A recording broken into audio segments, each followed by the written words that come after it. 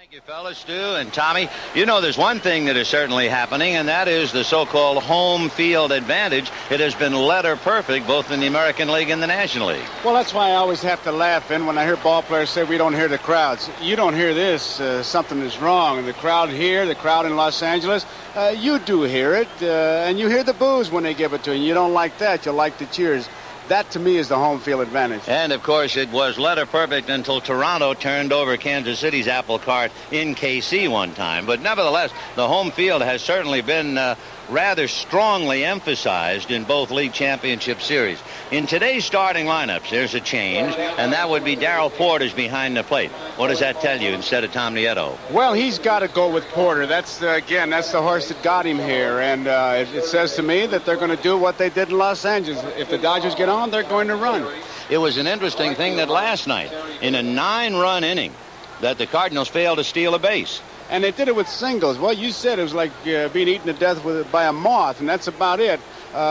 It's a ball club. I think the biggest thing, and it showed up last night, even in that big high-scoring game, what Willie McGee can do in center field. They plug up the gaps. They keep the double play in order. The defense of this Cardinal ball club is a good one. And I have just one pregame guess. I think for the first time in the National League Championship Series of 1985, today's game will probably be a true showdown between the two bullpens. We haven't had that yet, no, but I think we're going to have it today.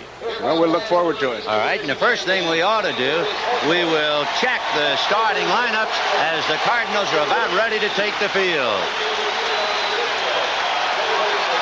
There it is, the Ozzie Smith backflip.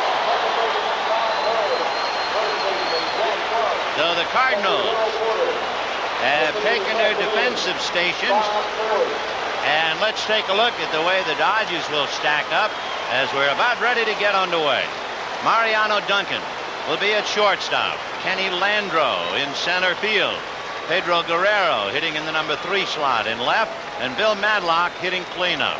Mike Marshall in right field. Mike Scioscia behind the plate. Greg Brock with only one hit, but it was a 2-run home run. He's at first. Steve Sachs, who has been swinging a very hot bat at second base, and the pitcher Fernando Valenzuela. Defensively, Landrum is in center field. McGee, Cedeno, and that's pretty good speed, of course, in left and center field. McGee will have to cover some ground for Cedeno, who's in for his bat. Pendleton, what can you say about Pendleton? He's just been playing tremendously at third base. Ozzie Smith, backflip.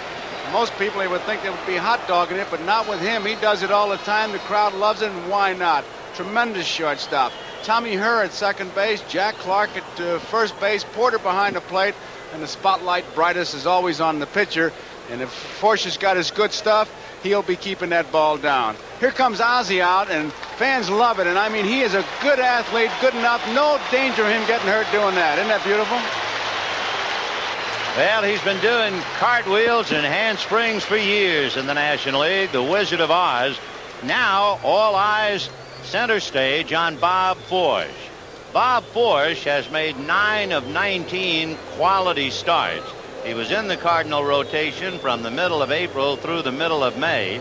Then in the rotation from the end of May to June, he was then dropped out of the rotation. That's when the Cardinals went to a 4-man rotation, and the one man who certainly profited was John Tudor. He was out of the rotation from June 9th until August 11th. However, from August 11th on, he has made 7 of 10 quality starts, 6 innings or more, and 3 runs or less allowed. His best game, a 3-hit shutout against the Phillies in September. Vin, here's something that really surprised me, because you talk about the Cardinals, and we saw it in the movie. You think about Pepper Martin and one of the great names, Dizzy Dean. Just think, with 5 more victories, Bob Forsh will tie Dizzy Dean for number 5 on the all-time St. Louis wins list with 134. You can win a lot of bets with that one. And as we had said, he is the senior man as far as point of continuous service on the Cardinals. Only one other pitcher in the National League has been with his team longer, and that would be Steve Carlton, who was traded by the Cardinals to the Philadelphia Phillies. Another thing about Bob Forsh, the Cardinals have an extra bat in the lineup. He has 8 career home runs. He hit 1 this year in Atlanta. So they have a lot going for him. He might be considered the number 5 pitcher, but they give him a ball and he's equal to the job. You mentioned Steve Carlton. He's in the ballpark watching this game. You hear so much about doesn't talk to the press, this, that, and the other thing, but here he is watching this crucial 5th game. As we're ready to get started, we would sure like to thank Mike Shannon, Stu Nahan, and Jay Randolph, and the players and officials who cooperated, along with the home video film, to help us with that lengthy delay, because now the stage is cleared, and here we go, Game 5. Ball 1 to Mariano. Bob Forsch, with 2 no-hitters in his career, in 1978 against Philadelphia and 1983 against Montreal. Strike, 1-1. The most walks he allowed in a game, 6, in a no decision against the Cubs. He is not a strikeout man. His high, 4, and he has done that 6 times. He's behind 2-1.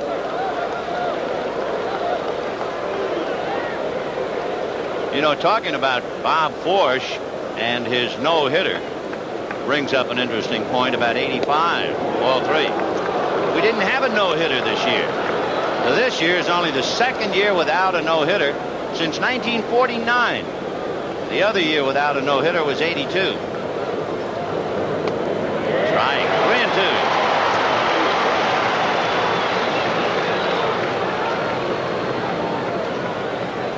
We were talking about the string of National League home victories in the championship series. There's ball 4.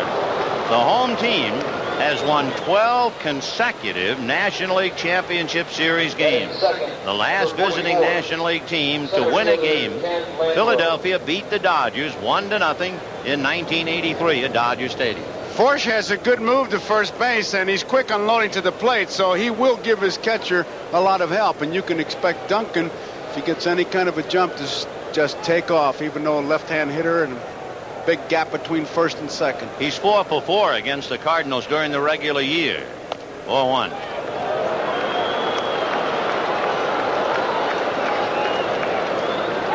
Landro is hitting almost 290 lifetime against Bob Forsch.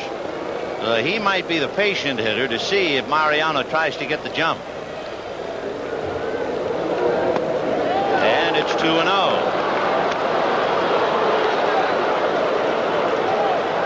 Landro looking at Amalfitano and Duncan at first. This is your run and hit situation if you so choose, because he's got to throw the strike and you got speed, and if Landro doesn't like it, take it and take your chances on a stolen base. It's a decision Lasorda will have to make. They're just trying to settle Forsch down. That's not like him. He usually has good control, does pitch down, but not usually this wild. Landro, by the way, is not a patient hitter. In other words, if he's up there free, he rarely walks and he rarely strikes out. So let's see. He doesn't go, and he takes a strike. So they must have put the handcuffs on him. They did. They may have had him taken all the way, which is a tip-off on the way Lasorda is going to play this game. But he's not going to do anything until he gets 1 strike on him. And, of course, now you got manager's delight, 2-1. Well, we'll see if Duncan is going. 2 balls, 1 strike. I'd have to say he is. I would, too. And especially, as we said, 4 for 4 in running against the Cardinals. Of course, Kenny Landro, the biggest night he had this year. He had 2 home runs here in a game, one of them inside the park. There goes Duncan, and the ball is hit foul down the left field line, out of play. Oddly enough, he had a real good jump, and yet Amalfitano at third base not only gave him the green light to go, he was telling him, take a bigger lead, take a bigger lead. He gets a good jump. He's got 1, 2, 3. He had at least 3 steps before Forsch delivered the ball, and fouled off, but Amalfitano wanted him to take a bigger lead. On that 2-1 count, your first thought is, did Landro swing at a strike? It was in the outside part of the plate. It was certainly something he could reach. Now, he's tough on that ball outside because he can plug the gap in left center field, which we've seen him do. So Landro with the count 2 balls and 2 strikes. Duncan at first, nobody out, and we're just starting game 5. There he goes, and it's hit foul again. Out of play. Jack Clark, Tommy Herr, Ozzie Smith, Terry Pendleton, Tito Landrum, Willie McGee, and Cesar Cedeno in the outfield. Now, we know that Duncan does have the bad legs, spiked and fouling one off. And when he cranks it up, he gets going pretty good. But on the foul ball, you could see him slow up and say, oh, man, this is not right. He said after the game last night that he didn't think he could play today. So I think he answered a little pep talk from Tommy Lasorda. Lasorda probably told him, we don't want you to think, we just want you to play. 2-2. I think in that interview when he called it a meeting, I think that was a euphemism. A meeting. Landro followed by Guerrero. Duncan goes. Fastball hit to straightaway center. They're trying to decoy Duncan, but McGee makes the catch. The throw will come to first anyway, but he got back. Herr and Smith tried to decoy him on a ground ball. I think if one of them would have done it, they might have been able to get him. Now, Duncan gets off pretty good. Now, both Herr and Smith, now he's looking around and wondering what's going on. You can see that both of them were deking, and then he was able to pick up the ball. And still he made McGee, and the other deke was Jack Clark, who stood at first base as if he was thinking about San Francisco, and the throw was en route to him, a one-hopper, and Duncan got back with Manny Mota hollering to him in 2 languages at least. All right, here's Guerrero hitting .385. 3 RBIs. And he hits a double play ball. Ozzie to Herr to Clark.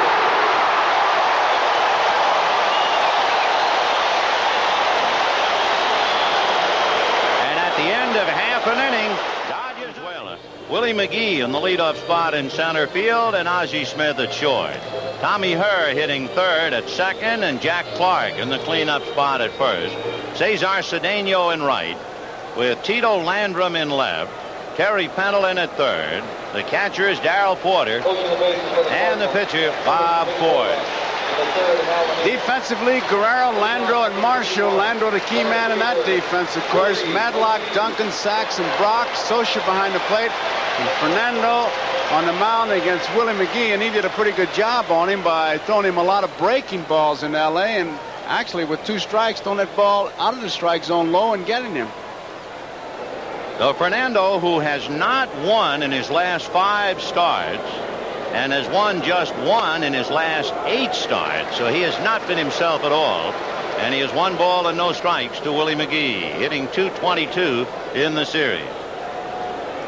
Naturally, he won Game 1 in the League Championship Series, but we were giving you figures that apply to the regular season. He has been way off. One reason, he pitched 11 scoreless innings in a magnificent duel with Dwight Gooden, and it would seem as if he went downhill after that. Plus, of course, he piled up a lot of innings. That's a strike. Remember, we pointed it out in the first game. He will normally pitch from the third base side of the rubber, but if he is cheating and he wants to get the runner, he'll stretch from the first base side of the rubber. 3-1 to Willie McGee. It would be a dangerous way for Fernando to begin the day, to let McGee start it off, because that'll wake this crowd up immediately.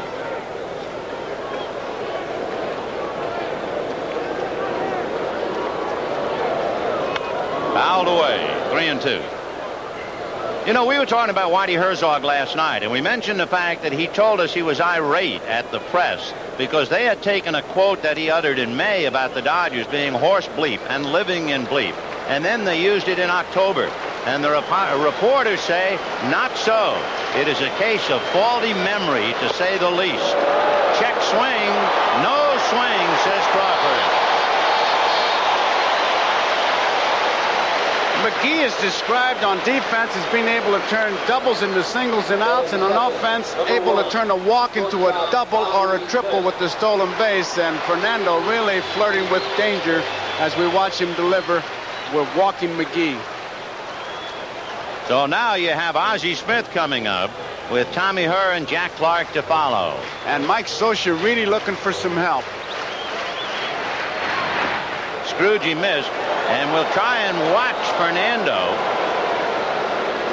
And see just where he positions himself on the rubber. He's still in a normal spot. McGee right foot on the rubber on the AstroTurf. And Fernando hasn't made a good pitch yet. There's no doubt that it's upsetting when you get to McGee's or Vince Coleman's on, you break your concentration. He has not made a good pitch, as Vince said, and you can see Socha checking with the bench in case they want to pitch out. He gets it from Malfitano, but Valenzuela's control is not that good. He can forget about pitching out. He's got to get some strikes. He is not nearly the pitcher that I remember in June, July, and August. I think the innings have really taken their toll. He worked 272 innings. He allowed way over 200 hits. He walked over 100, and he had a poor defense, which meant he had to face extra hitters all the time. And he's behind 3-0. Mike Socha really trying to fight for that strike as he tried to frame it to give his pitcher some help. Didn't get it. 3 balls and no strikes to Ozzie Smith. Willie McGee at first. Nobody out, no score. And he's missing by plenty.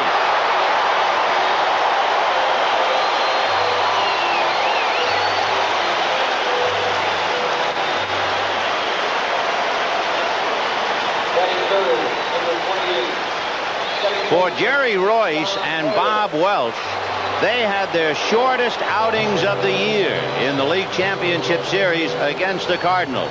And Fernando is in trouble immediately on 2 walks. And Lasorda saying, why isn't he getting it over the plate?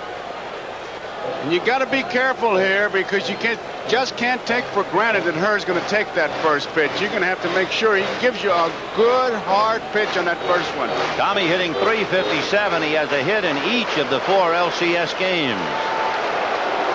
But the Rabbits are aboard, McGee and Smith. And, of course, the Cardinals, having stolen 310, they're always a threat to go, and especially double steals. Sachs trying to bird dog. Willie McGee, for instance, has stolen third base 4 out of 6 times. And a cut down that lead by McGee. You can see it's not that close. The ultimate, of course, is to pick the runner off, but you want to cut him down a couple steps and maybe make that play at the plate.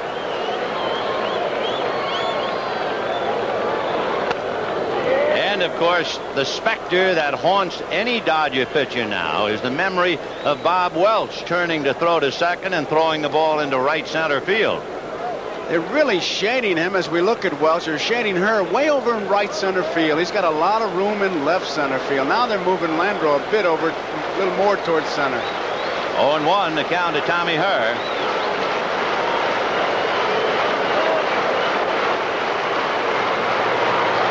Ground ball down the line. Here comes McGee. They're going to hold Ozzie, and he ran right through the stop sign and scored. Tried to hold up Ozzie, and he went right through him like he was a bad dream.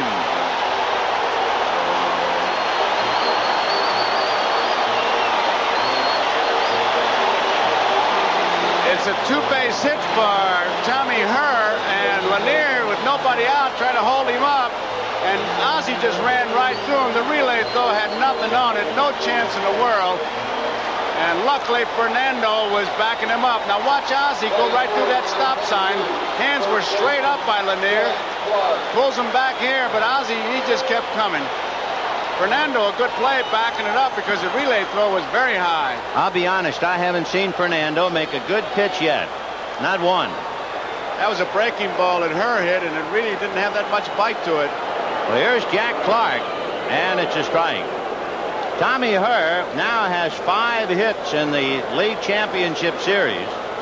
That was his 6th, and that includes 4 doubles and a home run.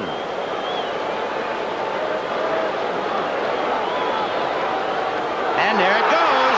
He threw it into center field, and the specter has come back to life.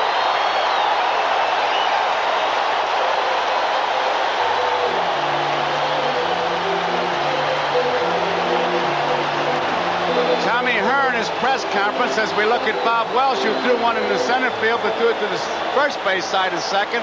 This throw is not even close. I mean, Sachs can't even get close to getting a glove on it. I don't know what they would have done if they hadn't practiced so much. Tommy Hearn said that clubs make outlandish plays against us, trying to pick us off, and we've seen it twice here in this series. The Dodgers practiced it and still threw it into center field. The infield is up except for Madlock. Lined at Madlock, and he goes to his knees prayerfully that it didn't kill him. Whoa. Right at him. Hot corner. That proves it. Down he goes. And he said, luckily I saw it.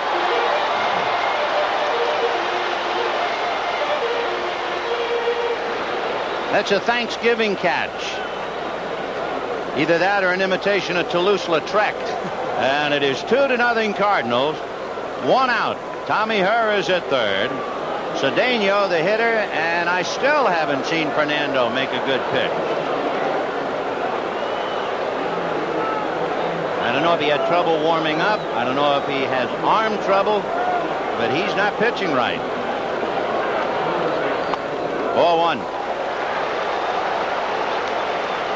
Well, we mentioned at the start of the game, I had the feeling that this one game certainly was going to be the battle of the bullpen. I didn't think it was going to be a battle so early. Well, you can start to maybe say, well, rain delay here, rain delay there, but they knew in plenty of time when the game would start, oh, so sure. I can't put any of the blame on that. Oh, no delays, no excuses. Screwball, and he turned that one over fairly well. One of the things he is not doing, he is not able to change the speeds of the screwball for strikes. And he's been missing way outside and high with his fastball. 1-1.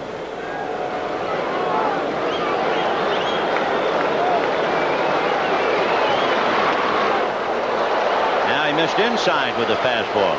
So remember, he opened up, he walked McGee and Smith, and he wasn't really close. Tommy Hurd doubled in 2. Clark almost killed Madlock for the out. The error allowing her to go to third on the pickoff.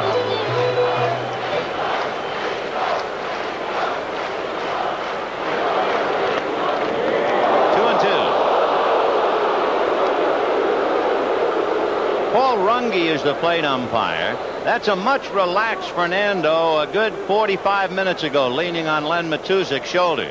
He needs to lean on a lot of shoulders right now as he is down 2-0 in the first inning.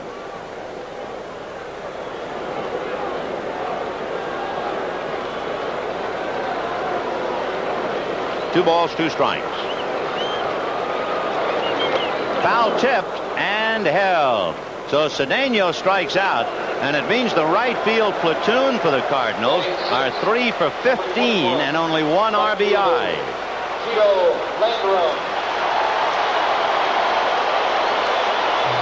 One of the heroes of last night's onslaught with 4 hits, Tito Landrum. And as we said, when you look at that name, you think it is of Spanish origin for sure. He was born in Joplin, Missouri. Scroogey missed. On deck, Terry Pendleton.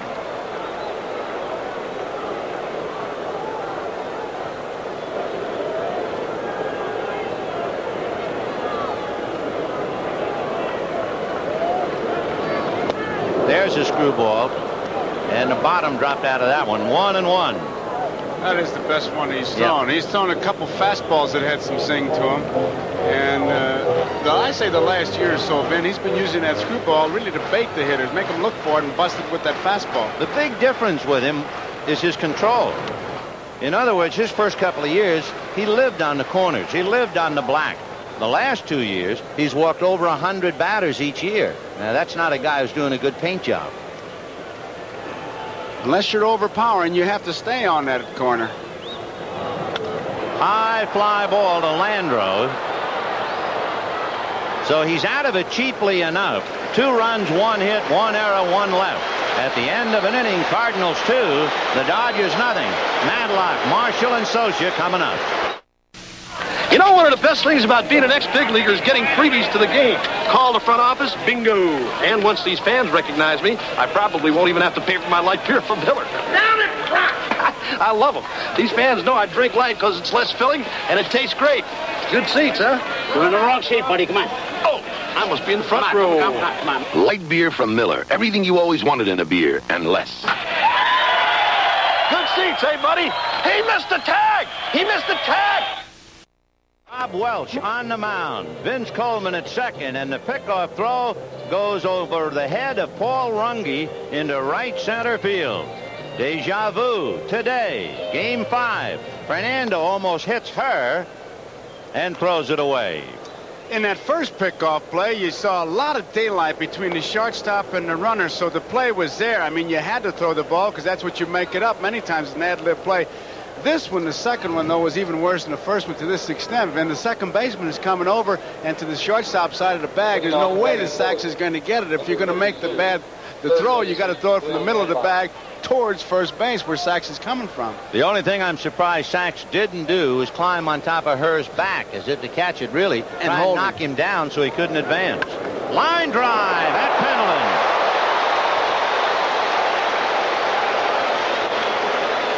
So each third baseman has had his hands burned, and we have one out.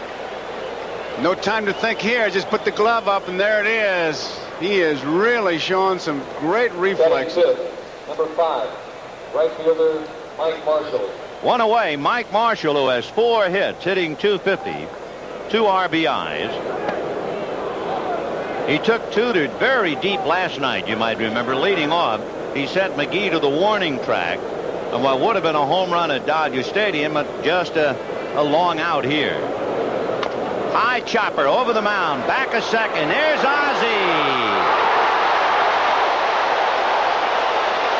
Right in the middle of that play, he knew he had to get something on it. You could see him in midair kind of kick his body in gear. And that's what made the difference. Now, watch him right here. Right there. He just, when he gets up, he kind of gives it a little push, and that's what he makes the play. It's really remarkable to see a man leave the ground and throw that hard. Now, both feet are going to be off the ground when he makes the throw. See him hook it in gear? Yeah. You could really see him almost shift that body. Well, what do you expect from a guy who has won the Gold Glove for shortstops every year this decade? And with 2 down, here is Mike Scioscia. It is 2-0 St. Louis. We're in the second inning.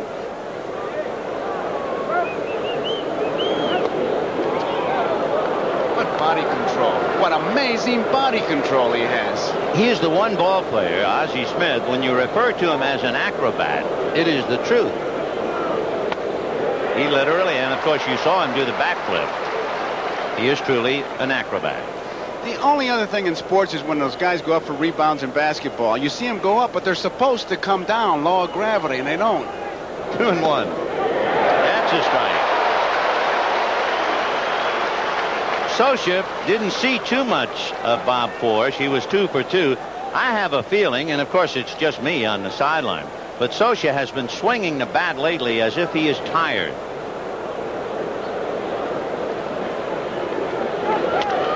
And he breaks his bat and loops it into right field for a base hit. He will gladly take it. That makes him 3 for 3 against Bob Forsch.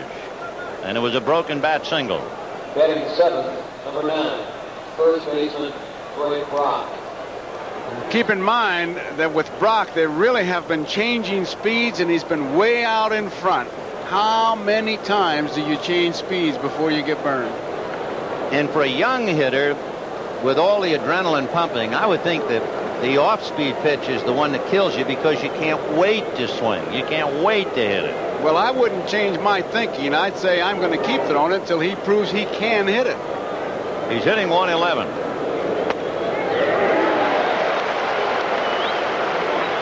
What a pitch that was, right on that outside corner. Bob Forsch trying to give the Cardinals a lead from down 2 to up 3-2. There's the off-speed curveball. Strike 2. Greg Brock has had 18 at-bats going back to 83 with the Phillies and the Cardinals. Scioscia at first. He has just 1 hit in those 18 at-bats. It was the home run at Dodger Stadium. Scioscia's not going anywhere. Ball 1. 2 strikes. Lasorda gives him that purple light. If you run, I'll kill you. Clark standing behind him so he can get a little range in case Brock gets a ball to pull. 2-0 St. Louis. Second inning.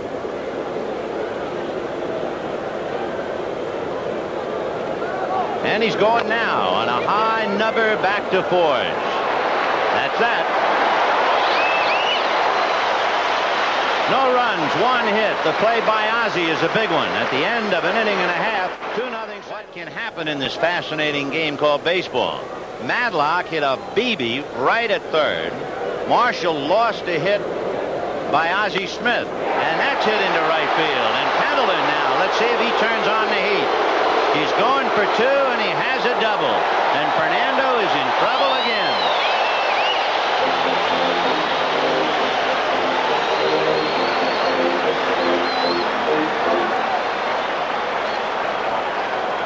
Batting eighth, number 15, catcher Darrell Porter. So Terry Pendleton, who was the most valuable player in our judgment in Game 3, opens up with a double, and that'll bring up Darrell Porter. And he is strictly a pull hitter. He should hit that ball to the right side. They have swung way around. Sachs is deep at second base. So the ground ball, they will pick up a base with an out. Porter hitting .222. 2 for 9 in the series. Ball 1. Give you an idea of lifetime. Darrell Porter is hitting almost .390 against Valenzuela. So he is not a hitter that Fernando wants right now. 2-0. After Porter comes Bob Forge. And remember, we told you Forge is a good hitter. He has 8 career home runs, and he hit a home run this year against Atlanta. Although if he comes up, they'd probably have him bunting. And he took batting practice and bunting practice yesterday in the cage. Boy, I tell you one thing, it's like looking at a fake Rembrandt right now. 3-0.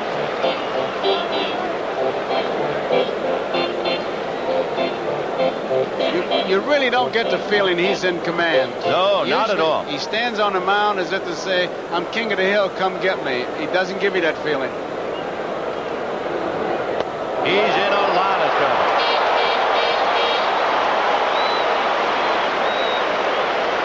Fernando has walked 4 in 1 inning plus. Lasorda is beside himself. Batting ninth, number 31. No one going down to the Dodger bullpen yet. Forge. I can't believe, Lasorda said, and then the camera left him. And that's how it started. I can't believe.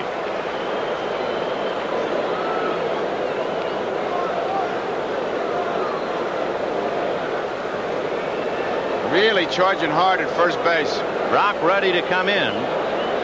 Force is bunting. Got it down. Fernando has to go to first.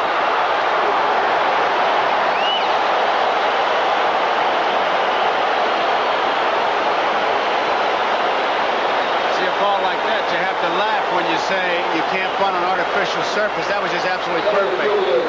This Fernando delivering the ball didn't look straight up that time. Force knows he has to get it to third base. Fernando's the only man who can make that play. And his only play is to first base. Just a perfectly executed bunt. And Socia was hollering all the while. There was no doubt. Go to first. So second and third. The infield is halfway up. And Willie McGee, who walked and scored in the first inning. Screwball. 0-1. Here's where he's got to let out a notch and go for that strikeout. He was able to get McGee in Los Angeles. He did it with screwballs and a breaking ball low and inside. He's got to go for it here. McGee has struck out 4 times in the series. 0-2. Joey Amalfitano telling Kenny Landreau to come up and shade just a tad towards right center. 0-2 to McGee. Foul back. And that's the spot that got him in Los Angeles, and it's really confidence in your catcher's ability to block that low pitch, the one that gets into the dirt. And Socia was right down there. I mean, Valenzuela got to keep that ball just exactly where he threw it that time. Pendleton down the line from third. Porter at second. 0-2. Got him. Showed me something on that series, Vin. That's the best bit of pitching he has done, and it's the 5th time that McGee has struck out in the series.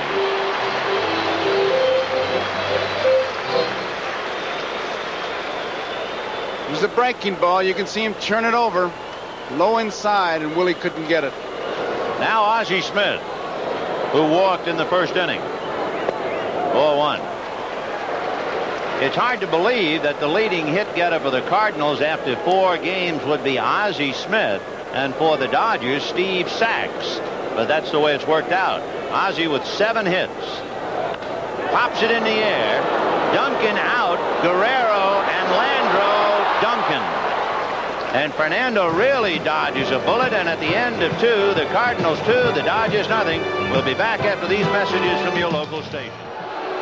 That's the only thing I read. You weren't in the meeting.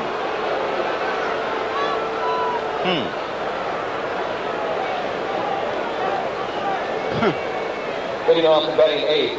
It didn't appear as much of an argument. It was a discussion, more or less. Yep. The lights are on in the 3rd inning. 2-0 St. Louis. They seem to be all in agreement as to what's wrong. The Dodgers, it is. Steve Sax followed by Fernando Valenzuela, and then Mariano Duncan. 2-0 Cardinals in the 3rd. Strike.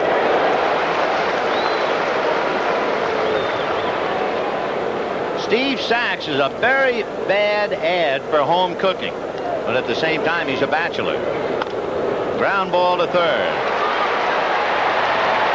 He is hitting 100 points better away from home. 1 down.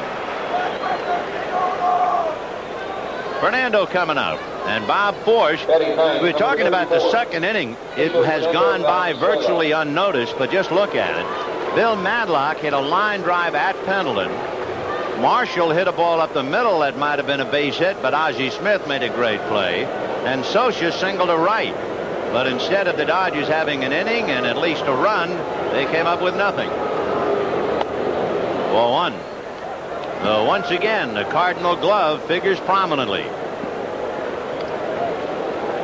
Fernando, about the best Dodger hitting pitcher, pops it up. And it'll be Tito Landrum. I would say it's fairly simple, Vin, to know when Forsch is in trouble. If he gets the ball up, start to get to the phone, because he has to pitch down, and he has been there in all his pitches that he's made. He hadn't gotten the ball above the belt yet. Only 2 fly balls recorded, one by Landro, this one by Valenzuela, and of course that blur that Madlock hit at Pendleton. A key performance in the 1st inning was Mariano Duncan opening up with a walk, and if the Dodgers had an opportunity to seize the initiative, it was there. But Duncan stayed at the plate. Remember, the count went 2-0 to Landro, eventually 2-2 to Landro, and eventually Landro a harmless fly ball, and then Guerrero hit into a double play. Ground ball to Clark.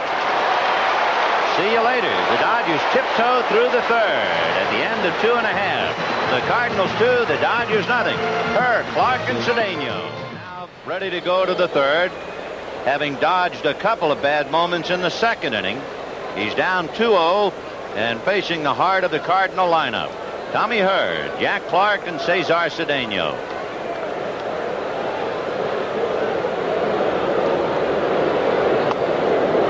About a bunt. He had Madlock on the move, and the count 0-1. Tommy Hurd hitting .400, including a home run and 5 RBI. For good measure, a stolen base. He's been magnificent.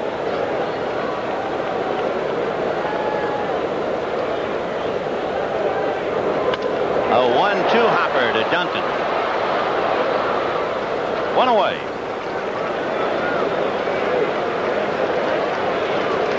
The batter will be Jack Clark. Clark maybe hit the hardest ball of the game. That was the ball he hit that Madlock caught dropping to his knees. Hit one pretty good last night, got under it. It really sounded. It had that home run sound, but hit under it. He's been getting his rips. If he gets a hold of one, he'll pull those seats in.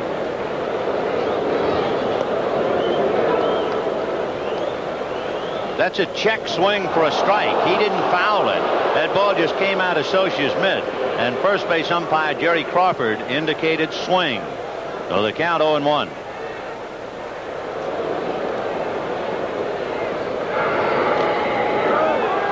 One ball, one strike. Clark never even reacted. Most guys would have at least taken a dirty look or turned around. It's like, okay, it's a strike, so what? He's a man just going to work.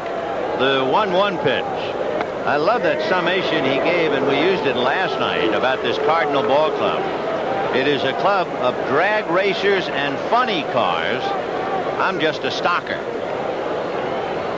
1-2. He could take that T out of there.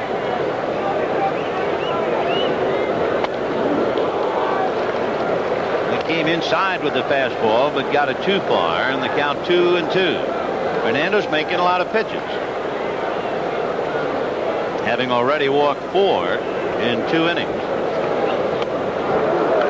He's made 42 pitches.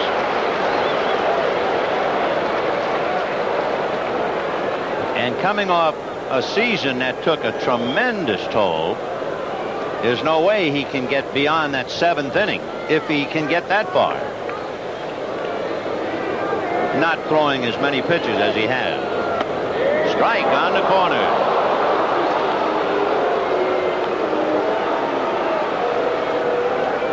Fernando's 3rd strikeout. Right fielder, Cesar Cedeno. Of course, that's another thing people forget about. Strikeouts are a pain in the arm. I mean, they look good in the paper, but you have to make at least 3 pitches to get the guy. As a hitter, they pain you somewhere else. Here's Cedeno. He struck out in the 1st inning. Right. Screwball. Lasorda says he doesn't put much faith in counting pitches, but when he gets over 100, Fernando, he starts to get concerned, and Ron Peranowski's next to him. They're watching it very closely. 0-1. Peranowski was talking about the ball moving. Foul back. If I caught it, it was kind of a sideways shot, but there's something about it. The ball keeps moving, he'll be all right. But it was almost said tight-lipped and in a whisper. 2-0 St. Louis, 3rd inning. 0-2, the count is Cedeno. Fernando trying to retire the side for the first time. Ball 1.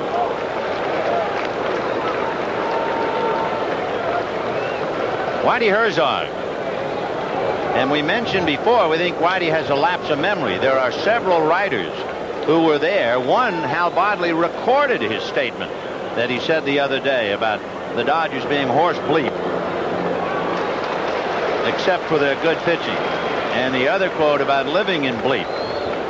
So it suddenly became a question of Whitey's faulty memory and the integrity of the U.S. sporting press. 2-2.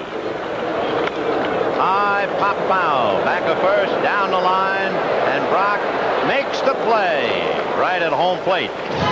So for the first time, the Birds are quiet, and at the end of 3, the Cardinals 2, the Dodgers nothing. 15. We got this game won. Yeah, you guys are buying a light beer from Miller. Yeah, nice Philly. 1 out to go. Yeah, what can he do to his mouth? Hey, keep the change. Here's Rodney.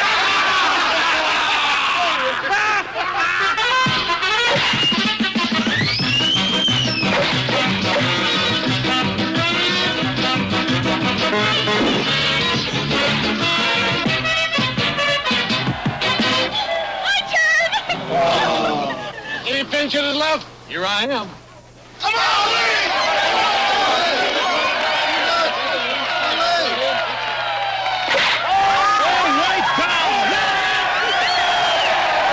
From Miller. Everything you always wanted in a beer, and less. Hey, wait a minute. This game isn't over yet. I caught that ball.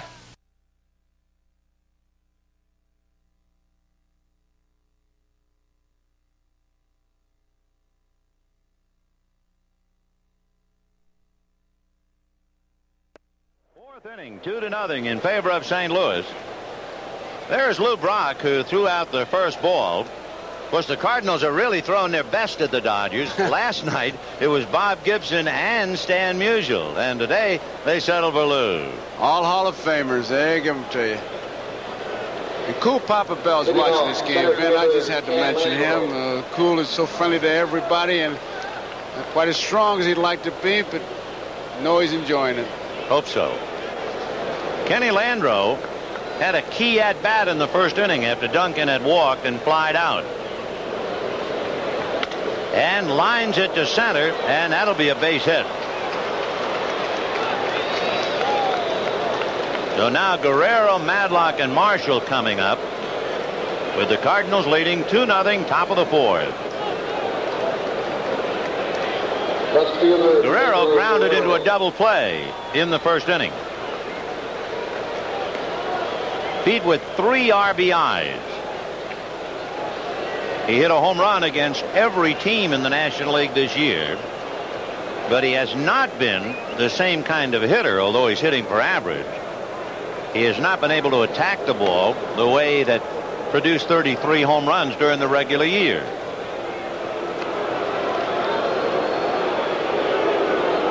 He's had 1 home run since September the 3rd.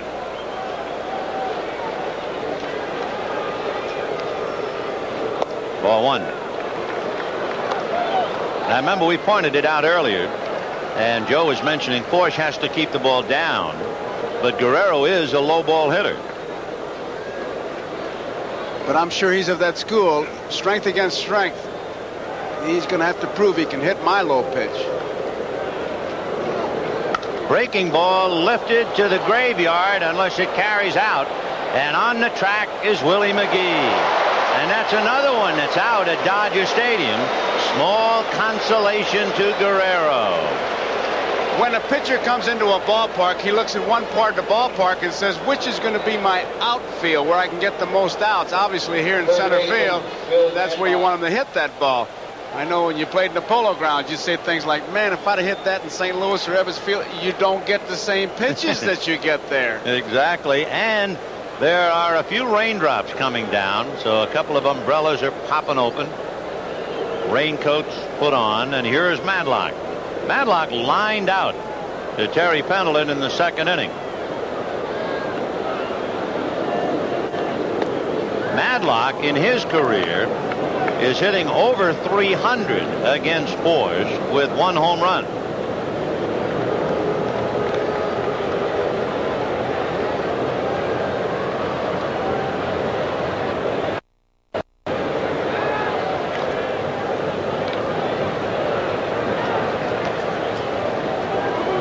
Landreau, the base runner. The Cardinals forced a lot of balks, as you can imagine. They forced the opposition into 28 balks. There Landreau bluffs. Interestingly enough, in the 12 games between the Dodgers and the Cardinals, there was 1 balk called, and it was against the Cardinals. It was against Neil Allen. Kenny Landreau, the runner at third, was balked home. Clark reminded him, take a look at Landreau. 2-0 score. He's liable to run. You can't take him for granted. 2-0. He goes, and so does the ball. High drive into left field and gone. And Madlock wears out Forsch, and the Dodgers have tied the Cardinals. Quite a contrast in the reaction of the fans on home runs that are hit here, and that's pretty. You expect that. Madlock got the ball up, and he just hit it right over that left field fence. That wasn't hooking like that other one he hit. So we have a 2-2 tie in the fourth. Watch Kenny Landreau when he sees where the ball's going.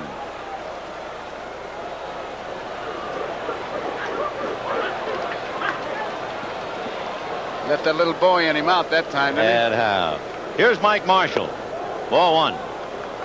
So Whitey Herzog sees a 2-0 lead go down the drain. 2-2 in the fourth. A little more rain coming down. Rain drops. It is no reason to stop the game yet. 2-0.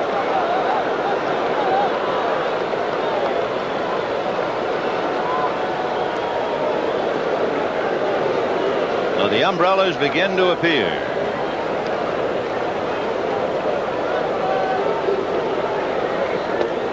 And he missed low with the fastball.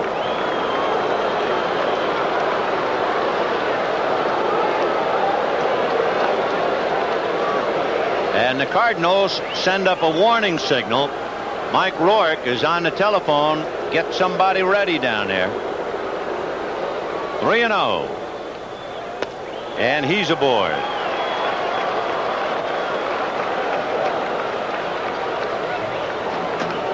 That's the second walk given up by starting pitcher Bob Forsch.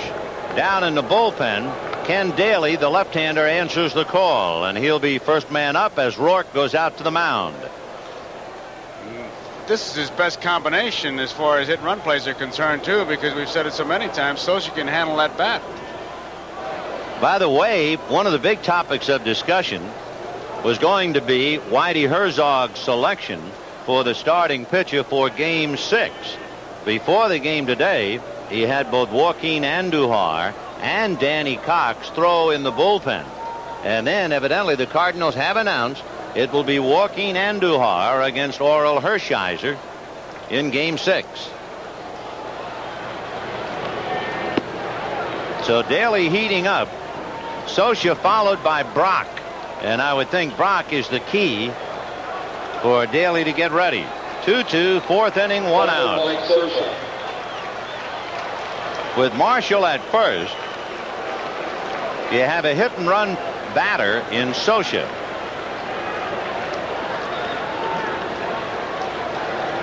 They're going to be looking for something. There he goes, and they pitch out, and now they throw back, and he gets it because of the bad throw. So they wanted to play hit and run. Porter pitched out and then almost threw it into right field. The rhythm really broke. Marshall's gone, then he sees the pitch out his way outside, and back he goes. They would have had him, but the throw is a bad one.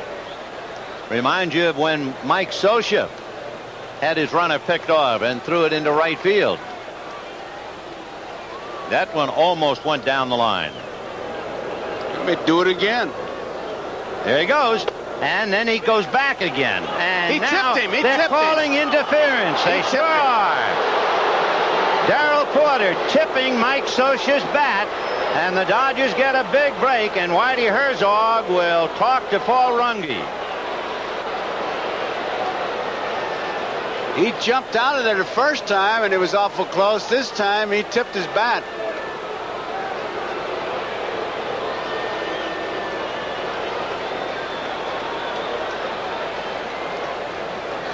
So 2 pitch outs in a row on 2 possible hit and run plays, and the Dodgers wind up smelling like a rose as Darrell Porter will draw an error for interference.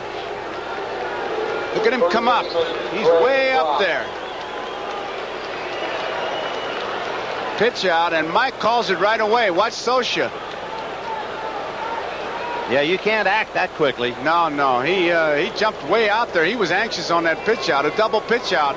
They had it right both times. Marshall did a pretty good job of base running there. He sure started did. and got back. So now here is Brock. Off speed, hit down the line, foul. Take another look at that interference call. He's out far enough, but he's up too close, and here comes Whitey Herzog. I tell you what, remember I said Ken Daly was warming up, and I thought he was warming up for Greg Brock. And Herzog let Forsch make 1 pitch. That could have been a tremendous mistake. Brock takes him deep and foul, and now they're going to bring in Ken Daly. I couldn't figure out why Daly was up if he was going to let Greg Brock come up to the plate, and he dodged a bullet to the plate, arguing with Paul Runge about the interference. He has a left-hander in the bullpen, Ken Daly, and I'm sure he had Daly ready to come in to pitch to Greg Brock. But he was so hot with Runge, he walked back to the dugout, and he let his pitcher, the right-hander, Bob Forsch, hang a curveball to Greg Brock. And Brock took it downtown, but foul. And then Whitey, as if his wits came back to him, said, "Holy mackerel, what am I doing?" And he went back out and brought in Daly. Now, he might tell me I'm full of beans, but it's a reasonable thought. It is reasonable, and you can carry it, I think, a step farther. What about the coaches? Somebody could have said, hey, Whitey, you want him to pitch to Brock? Well, Brock will play no more today. Enos Cabell comes off the bench to hit for him. He had one shot at Whitey, and he got a hanging curve at that, but he pulled it foul. What a maddeningly wonderful game this is. Oh, it's great. All right, 2 on, 1 out, and here is Cabell. Enos Cabell hitting 100. He's 1 for 10. First ball hitter. And pretty much of a ground ball hitter. In the dirt. He waved the runners and they didn't go. So Cabell waved them over. But the runners held. You don't have that much speed out there. Marshall at second, Socha at first. Watch Cabell now. Actually, Socha was actually halfway to second base. He really had a big jump. Mike wasn't quite as aggressive as Socha. Now, that's going to be a key play on a ground ball. If the runners move over, then the Cardinals play halfway or even up. He's not sure. You could see he was undecided. He didn't get a good view of that ball, and only because it was in front of him, because they teach you if the ball's in front of the catcher and he blocks it, don't take off. And Marshall did not get that good a view. Now if he hits into a double play, that's been a big play. Ground ball to third. Pendleton to her. How do you do? Can you believe this game? All you have to do is watch closely. Guaranteed you'll see something. Build and build, and there it was. We're here at the 18th hole of this light beer open, and we've seen some real unusual shots today. You said it. Hey, Bob, I think you got a birdie. Elsie, how am I supposed to hit it through this tree? No problem, Bert. How's Yuka going to get out of this one?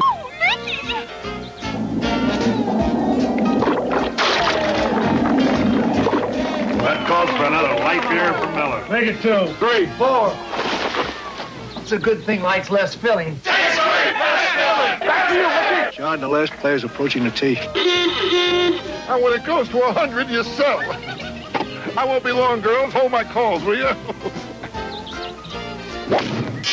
It hit the weather vane. It's in the drain. Here it comes out. It's going on the green. It's going in the hole.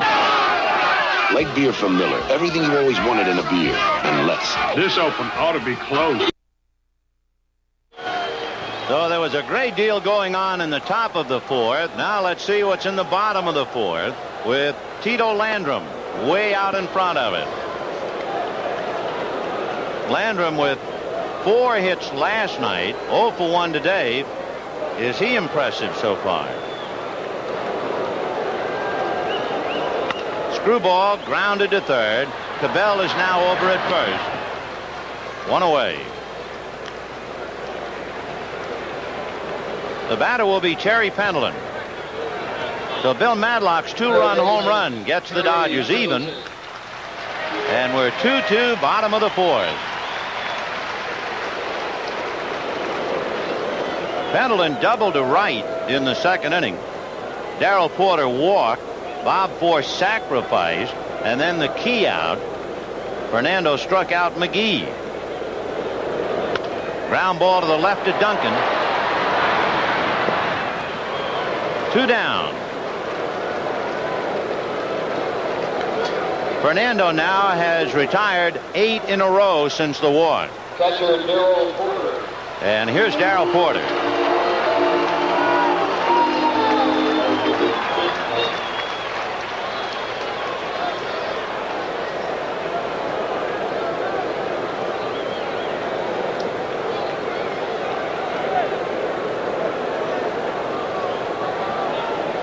Porter walked in the second inning. And as we said, he handles Fernando pretty well.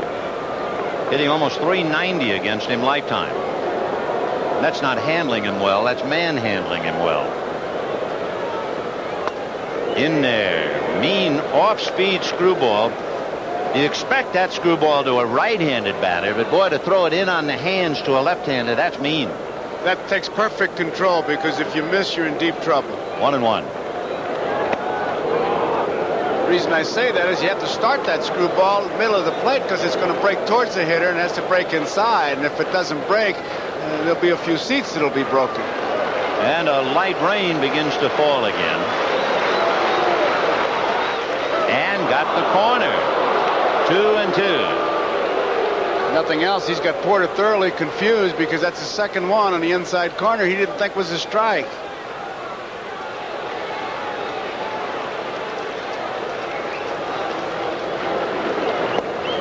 Ball 3.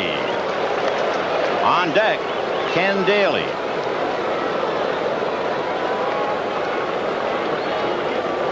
Two-two tie. Bottom of the fourth inning.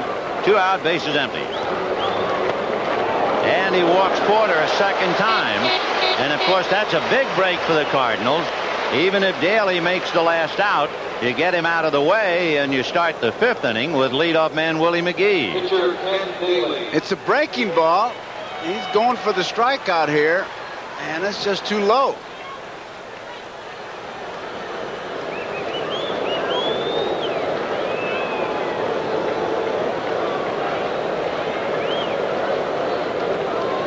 Ken Daly, who came here in the deal for Ken Oberkfell and has done a fine job. Ball 1.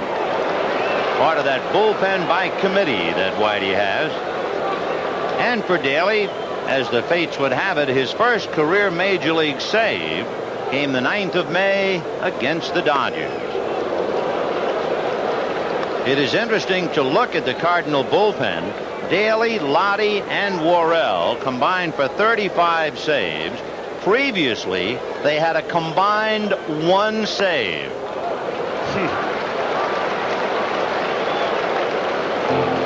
2-1 to Daly. Porter at first with 2 out. 2-2.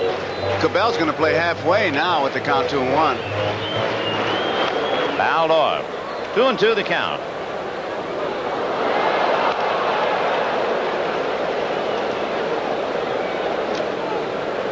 Fernando trying to get his opposite number. Daly had 5 hits during the regular season. He went 2 for 5. And promptly bangs it up the middle.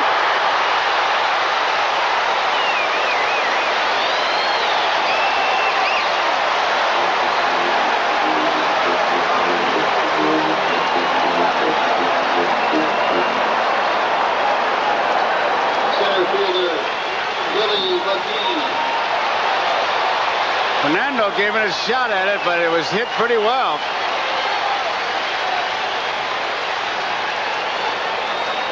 Right back. He makes the grab, but it's hit good. The ball was well hit.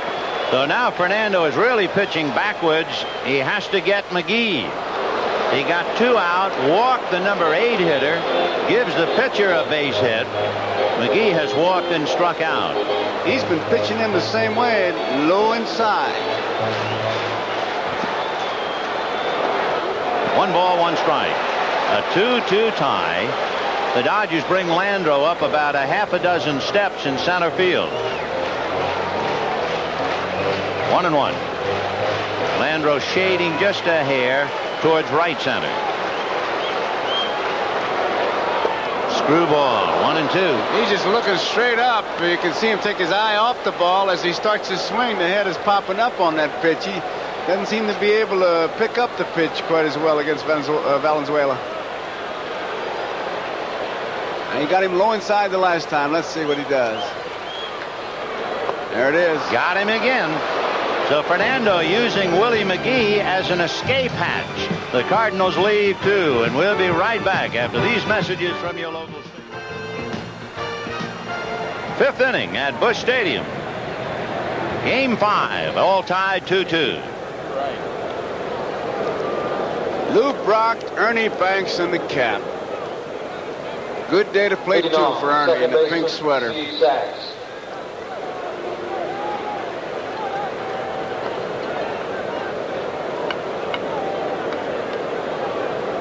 Never got to play in a World Series. Just shows you. It's a thrill every ball player should really have. Especially a great one like that. Yeah. Strike to Steve Sachs, who grounded to third in the 3rd inning.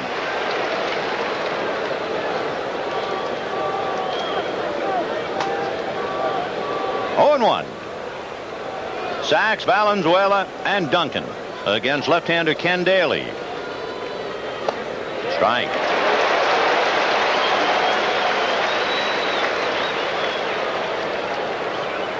Two runs, 3 hits, and 1 error on each side. The Cardinal error, the interference against Darrell Porter. The Dodger error, the throw by Valenzuela.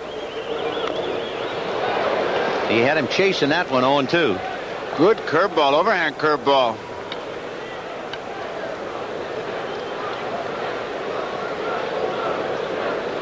Sachs with a half a dozen hits, hitting .429.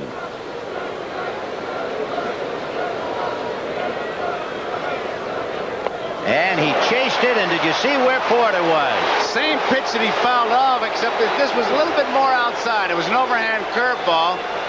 It looked like Sachs, he thought it might break and catch that outside corner, but Daly really snaps it off out of the strike zone. Get a good look at him, that super duper slow-mo, and look where Porter is. He catches that ball 1.5 feet outside. There is a disturbance just behind the Dodger dugout, as you see Sachs, and many of the Dodgers are out of the dugout and pointing up, and I can only assume that somebody threw something. Threw water at him.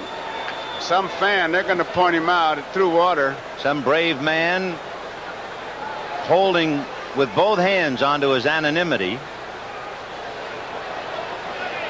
And the Dodgers trying to pick off the face in the crowd. They got him.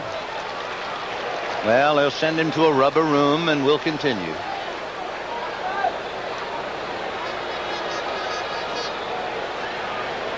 So Sachs strikes out, evidently walking disconsolately over towards the Dodger dugout, and we assume then as he got to the dugout, there you can see something hit him, and he's furious, and he's ready to go up in the stands. And then Lasorda got furious at Sachs when Steve finally got back into the dugout. Charlie Strasser, one of the trainers, trying to grab him from the back.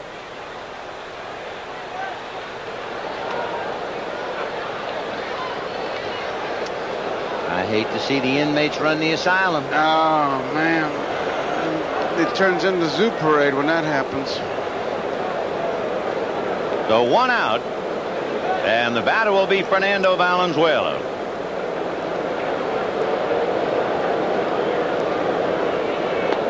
Strike. Fernando bailing out. He's throwing a pretty good curveball as we look at Steve Sachs trying to settle down next to Bob Welch. Lasorda really hollered at him like a father to a son to say, hey, you stay here. No risk injury. A little blooper on a broken bat to Ozzie Smith. 2 out. Well, it's a no-win situation. He just struck out in a bad pitch. He knows, and now he gets hit with water, and that's the breaking point. He doesn't care. He doesn't really realize where he is, and now Lasorda and the usher grab him, and it's a no-win situation. What is he going to do if he gets up there? And Lasorda really lectured him, and then Steve, somewhat chastened and somewhat wetter, sat down. It is at that stage of the National League Championship Series, Game 5, and everybody's getting a little tighter and tempers are getting shorter. There's Tommy chewing him out about the fact you have nothing to gain going up into the stands and everything to lose. Nobody loves a fight better than Lasorda, especially when he was playing, but in this particular case, that was the wise move. Here's Mariano Duncan. Lasorda's the only guy I know of who was in a fight in a ball game and was attacked by a teammate. Yeah, I swear. There were brothers. He was pitching to one brother, and the other brother was playing center field for Tommy's team, and he knocked the brother down at the plate. Freeze brothers. He went in to fight Augie, and George Freeze, his center fielder, jumped Tommy, and the count is 0-2 on Duncan.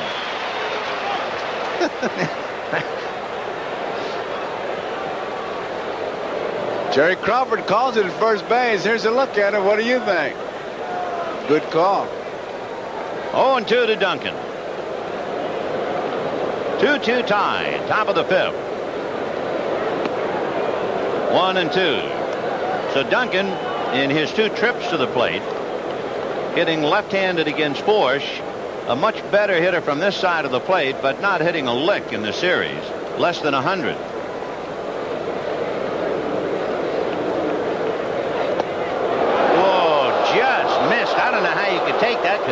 You're just completely fooled, and what you have to do now is act cool, like you took it all away knowing it. Yeah. That's what you have to do. Kind of turn, look at the umpire, and say, had it all the way. Had it all the way, had it in the sights all the way, but you just can't pull the trigger. That was really a good pitch. You got all the deuces you want. They're as wild as they can be. Fouled away. 2 balls, 2 strikes, 2 out, and a 2-2 tie in the 5th. Now he took that other pitch and swung at this one, was up in his eyes. So there's the difference. That's his strength. That is his strength. Look at all those 2s. You could bust a lot of dealers. Wrong. Yeah, wrong. You think you can bust a lot of dealers. Oh. Busted bat and a ground ball to Pendleton. So the Dodgers are out in order in the 5th, and Daly broke 2 bats. And at the end of 4 1/2, a 2-2 tie. Ozzie Smith, Tommy Herr, and Jack Clark. 4-1. There you can see Vince Coleman in street clothing on the crutches directly behind Whitey Herzog. Vince was kind enough and come up and pay us a visit. Ball 2. So Coleman, by his very presence, I'm sure, helping to inspire his teammates. A drive to left field. Guerrero started in, makes the play. 1 away.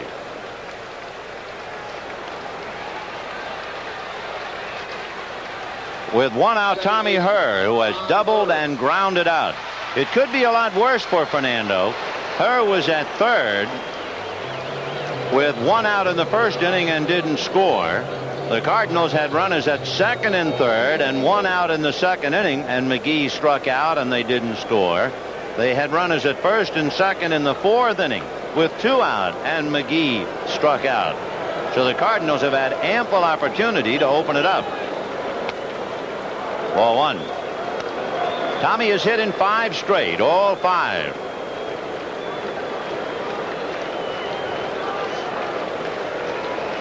And the Cardinals have left 5.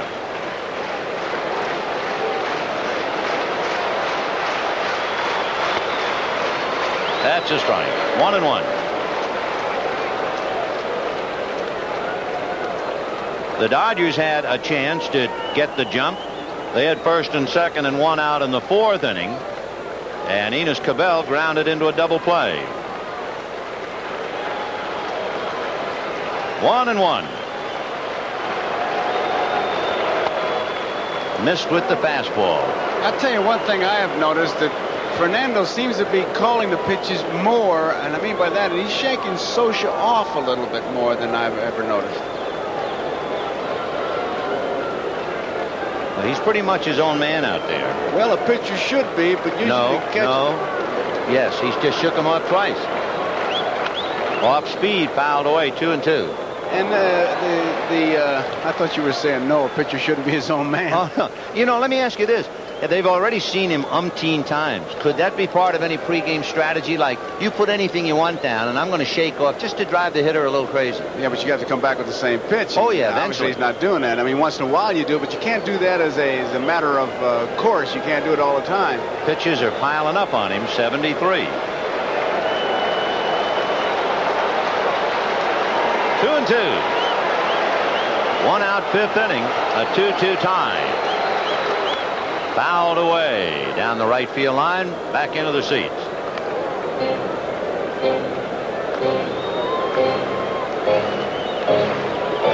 Cardinals scored 2 in the 1st inning. Bill Madlock homered with Landreau aboard in the 4th to get the Dodgers even, and that's it.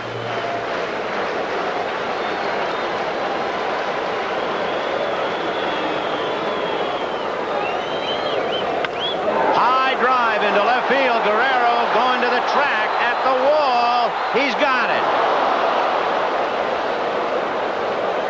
I have a feeling if this were a normal warm day in St. Louis, not a heavy damp day, that ball's out of here. That could be, but Herr really didn't drive that ball. He had already made a little bit of a weight shift because Fernando had taken a little bit off that pitch. He got it up where he didn't want to, but Herr really didn't get into it. I mean, his hips didn't drive that ball, and that was the difference between going out and staying. So with 2 out, here's Jack Clark. Ball 1. Clark lined out to Madlock. That's the ball he hit. Madlock caught it and dropped to his knees. And then last time up, Jack struck out. 2-0.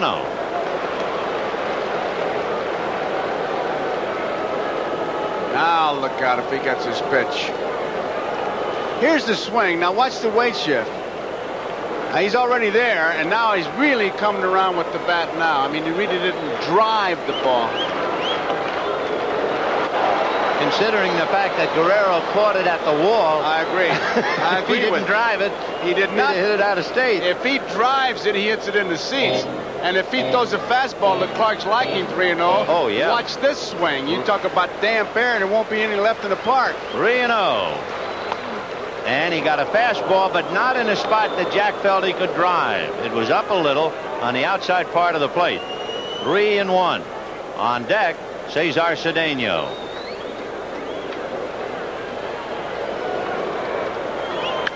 Line to right field, base hit.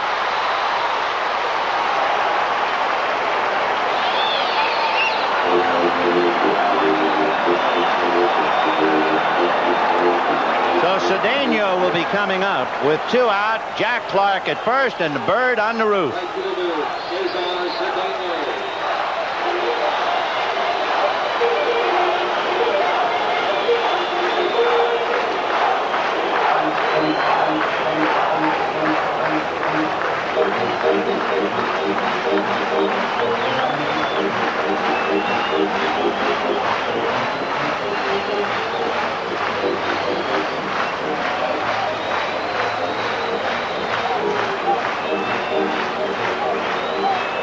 Fernando's waiting for the organ to stop. So with 2 out in the 5th inning in a 2-2 tie, here is Cedeno. And immediately Fernando throws it away. And down to second base on the wild pitch goes Jack Clark. That ball was about a 50-footer when he threw it. You could see him shake his head. Watch where this ball bounces. I mean, it is about 4 feet in front of home plate. It's not even close to Socha. Watch where it bounces now, and you see why Socha had such a tough time. That's in front of the plate. Hit off his wrist. He was trying to cradle it, but nothing you can do. You got to play hockey goalie on that one. So it could be a very expensive wild pitch. Jack Clark at second with 2 out. And 1 ball, no strikes to Cedeno. 2 balls, no strikes. After Cedeno, Tito Landrum. And he's getting behind these hitters, and you get behind power hitters, you're asking for it.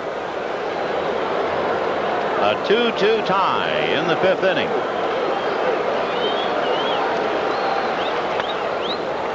I can't believe he missed that one, and neither can he. He thought surely that was in there. I can't believe Cedeno stood there like a statue, taking it all away. Tie ball game 2-2. What is he looking for? A base on balls? Fernando, I'm sure, thought he was pinched on that pitch. And now they're going to walk him. They're going to say, never mind. Look at Cedeno. They're not going to pitch to him. They'll walk him intentionally. If he can take that 2-0 pitch, and it's called ball 3, they're going to put him on and hope that they can get out of the inning against Landrum. For Fernando, 5 walks. This one ruled intentional.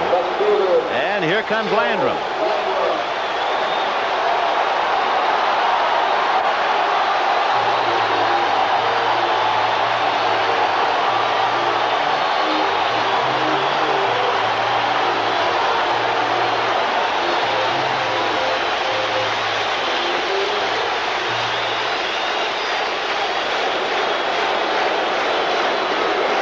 Tito Landrum flied to center and grounded to third. 0 for 2. Fouled away. High curveball. He got that up in his eyes, and no hitter with the tie-breaking run at second base going to let a high curveball get by, even if it might be out of the strike zone. Runners at first and second. Jack Clark at second. Cesar Cedeno at first. 2 out. Bottom of the 5th. 2-2 tie.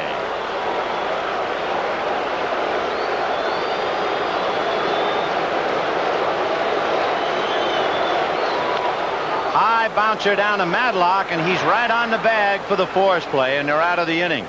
The wild pitch could very well have turned out to be a blessing, and at the end of 5, 2-2. Have a best 4 out of 7 league championship series.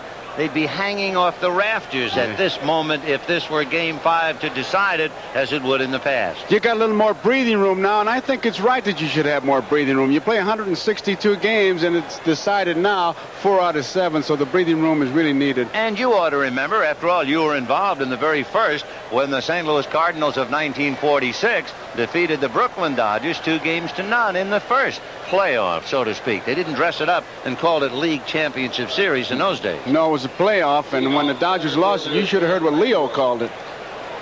I could get it. Let's go back to the field.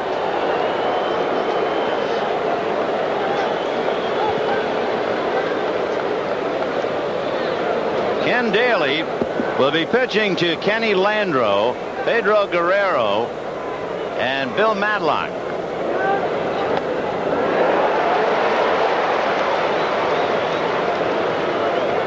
Landreau flied to center and singled to center. And you remember Madlock hit it out to get the game even.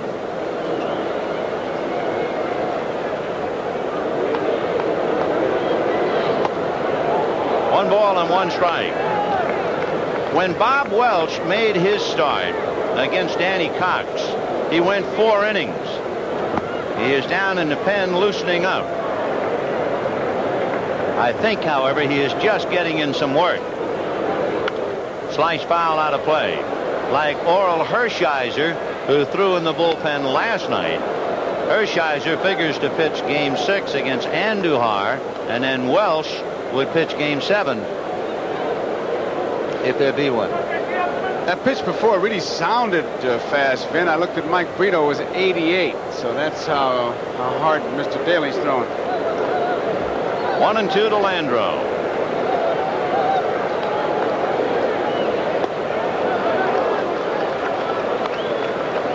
Kenny doesn't see too much action against left-handers.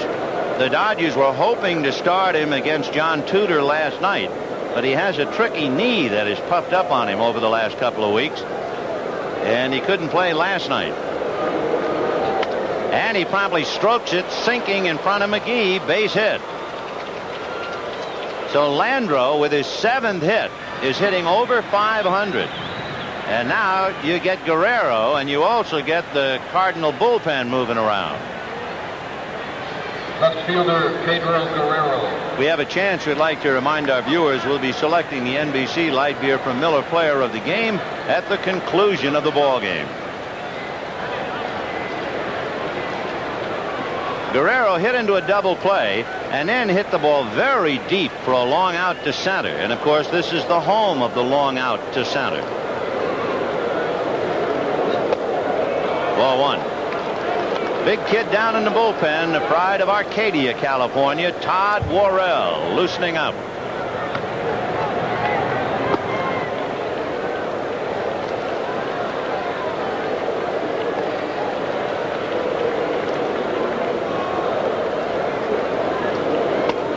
Good fastball at the knees. Surprised Guerrero would take that pitch. It must have just fooled him. 1-1. 2-2, top of the 6th. Standing at first, Landreau, held on by Clark.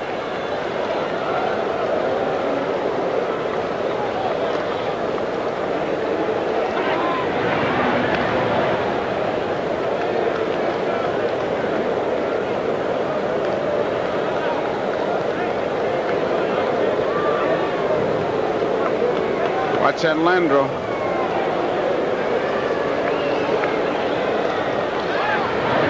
Daly's doing just that. Landreau's had pretty good numbers during the regular season. But of course, with Guerrero up there, you got some thunder. 1-2.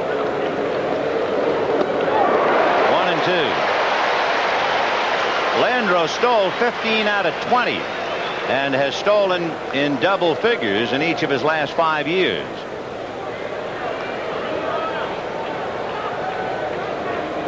One and two to Pedro Guerrero, hitting .333 with 3 RBIs in the series. And on deck, Bill Madlock. Missed with that fastball just inside. Daly thought he had it. You could see him walk around that mound. That was the same kind of pitch that was the 2-0 pitch that was called ball 3 to Cedeno that seemed to upset Fernando. So close. Landro at first, nobody out.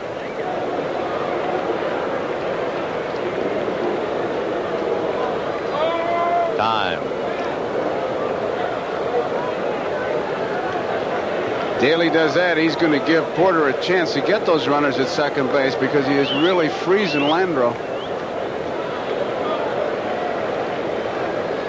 2 balls, 2 strikes to Guerrero. Nobody out in the 6th. The totals are identical. 2 runs, 4 hits, and 1 error for each side.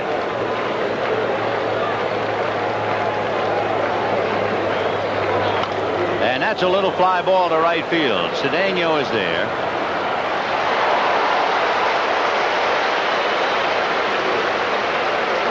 Coming up is Bill Madlock. You remember his last at bat? Third baseman, Bill Madlock.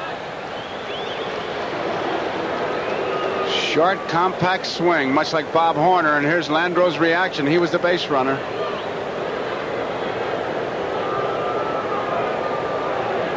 Madlock is not thought of as a home run hitter. He's a pure line drive hitter. Led the league in batting 4 times, but he's homered in 2 of his last 3 at bats.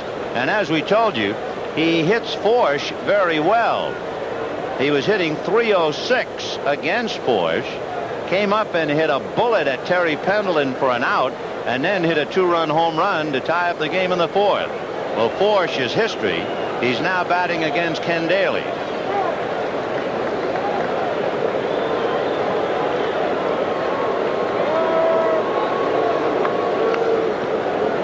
He hits home runs, but you could put a play on with Madlock. He can handle that bat. And Mike Marshall on deck.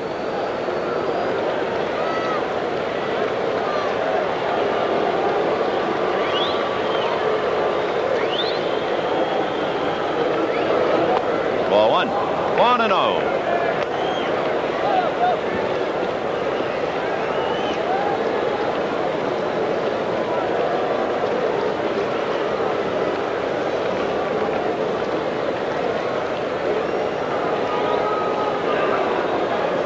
There goes Landro, fouled away. 1-1 to count.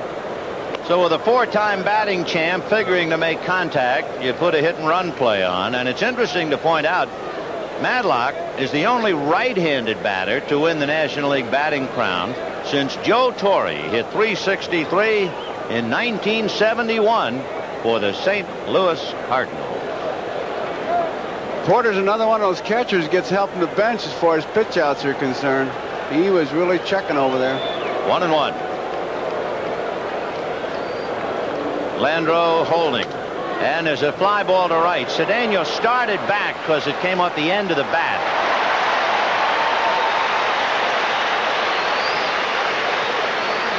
So Ken Daly is doing a fine job. He has faced 6 batters.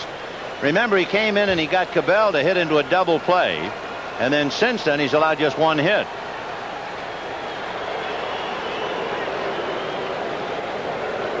Now the batter is Mike Marshall. In that second inning, Madlock had lined out, and Marshall hit what looked like a base hit up the middle, and Ozzie Smith turned it into an out, and he walked last time out. Talking about in his showdown game, Vin, you did bring up the point that it was going to be a battle of bullpens. Yeah, you guess after about 4 games, you figured. And Bob Welch, I'm watching him. I'm just wondering if he's not only throwing in between starts, but if they're thinking about getting an inning or so out of him. You see that happen all during the year, where a pitcher is going to throw in the bullpen in between starts. And a lot of times a manager will say, well, wait a minute, if you're going to throw in between starts, maybe you can give me an inning.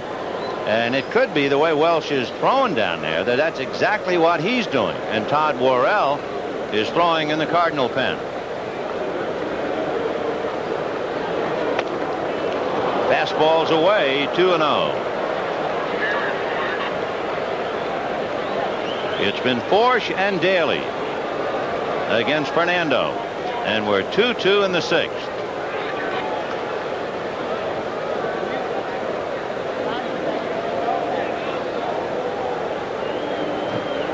I think Mike is just regrouping. He's got a 2-ball, no strike count, and he's not what you would call a finesse hitter. He gets his pitch. He really takes a good cut. And right now, all kinds of meetings. Her and Porter wants to know what's going on.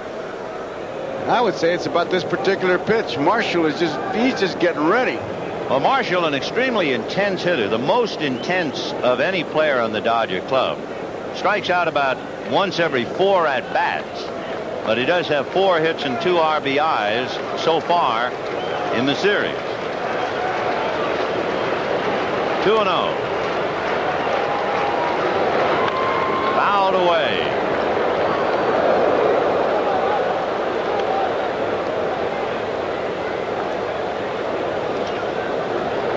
For the Cardinals, this figures to be Daly's last inning of work. Pendleton, Porter, and then Daly's spot due up in the bottom of the 6th.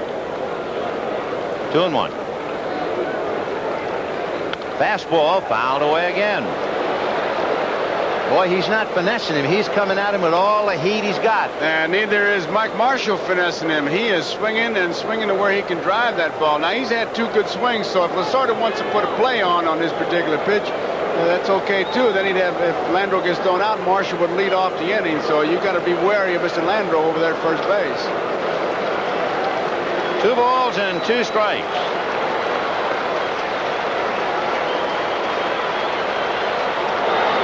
Ground ball. What a stop by Daly to get him.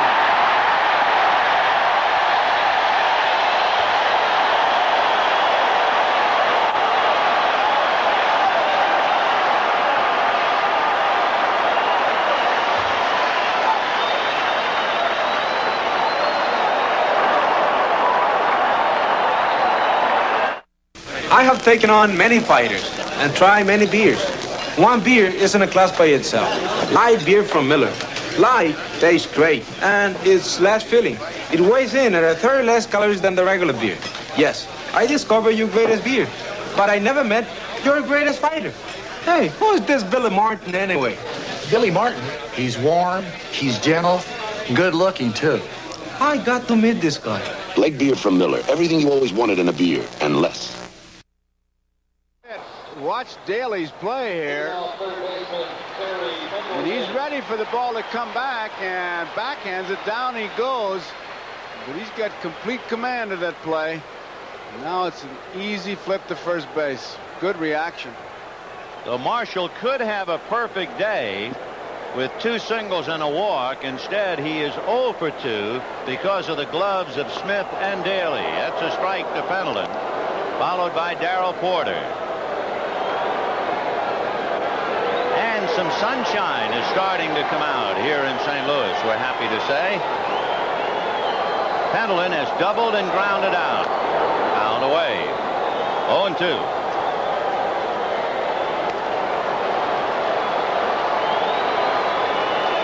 That's a welcome addition to what is turning out to be a dandy of a ball game. Game 5. Somebody gets hurt today, and we all move to California.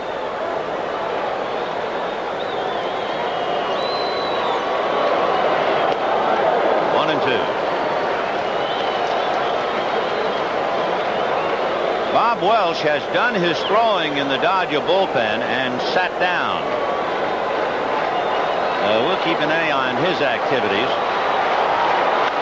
Ground foul right between the legs of Hal Lanier, and it remains 1-2 to Terry Pendleton. Vin, you probably know it better than anybody because you've seen Fernando that much. We've talked about it. Say what you want, and he's not the Fernando that we both have seen, but yet he's taken him right into the 6th inning tied. And that's the sign of the good pitcher. You don't have that good stuff to battle your way in there, and that's just what he's done. You can put that label on that we've been using all through the league championship series, a quality start. And he bounced that 2-2.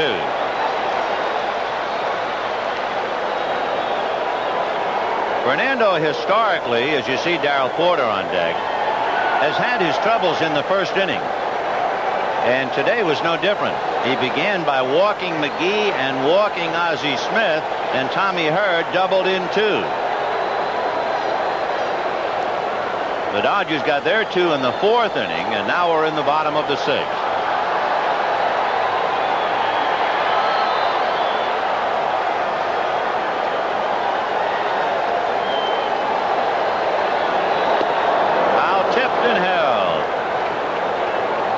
That will be strikeout number 5 for Fernando. His high this year, he struck out 14 Astros. Catcher Darrell Porter.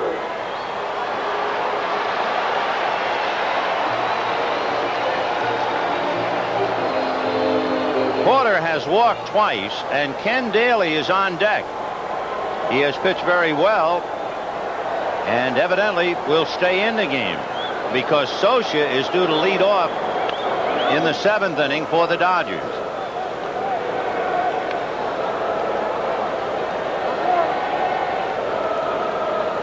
There's Ken Daly, who came in with runners at first and second, 1 out in the 4th, got Enos Cabell to hit into a double play. But the key, remember, was the pitch in the dirt when Cabell told the runners to move to second and third.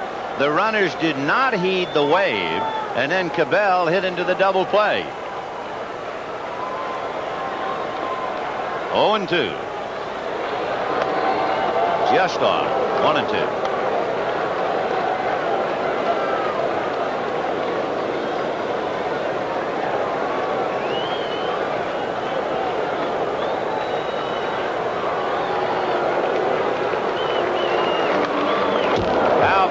Look at Porter. You think he was hacking?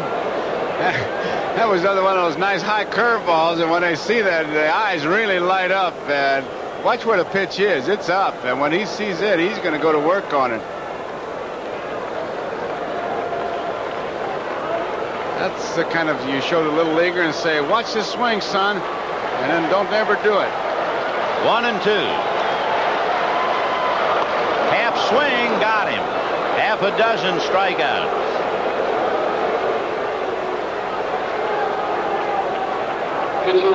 A reminder tomorrow, Game 6 of the American League Championship Series from Toronto. Bob Costas and Tony Kubek will be there. Doyle Alexander and Bud Black are the pitchers. That'll be at 8 p.m. Eastern Daylight Time. Here is Daly. Remember, he singled sharply in the 4th inning. You know, I look at Fernando Valenzuela in front of crowds of 50-some-odd thousand, nationwide television and beamed all over the world, as far as I know. And I think of a line written by an English golf writer named Bernard Darwin. Fernando is from a little place called Echahaquia in Mexico, and Darwin would refer to it as the back of beyond. And he has come from the back of beyond the center stage in the world. I mean, that's a quantum leap for any human being. And he has reached the 100 mark. 1-2. Ground ball, fair ball to Cabell, hangs it for Valenzuela. So they're gone in order. Only the second time in 6 the Cardinals have been retired in order. We'll be right back after these messages from you. We're going to the 7th inning in a 2-2 tie. 2 runs, 4 hits, and 1 error for each side. The Dodger bench that had been so quiet when the Cardinals got 2 in the first inning came alive on the 2-run home run by Bill Madlock.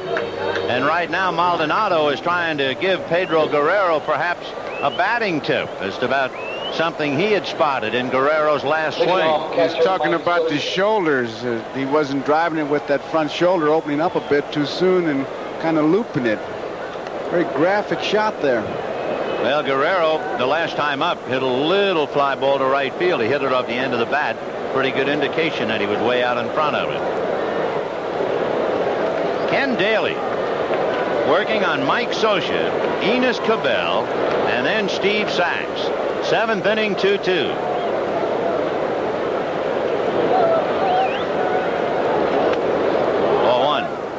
Vin, we've just heard from Toronto, and Dick Hauser has changed his pitching plans. Mark Gubiza instead of Black. So that's a change we just learned about just minutes ago. Okay. 1-0. Gubiza and Alexander in Game 6. Meanwhile, 2-0 to Mike Scioscia, who is second in the National League in on-base percentage behind Guerrero.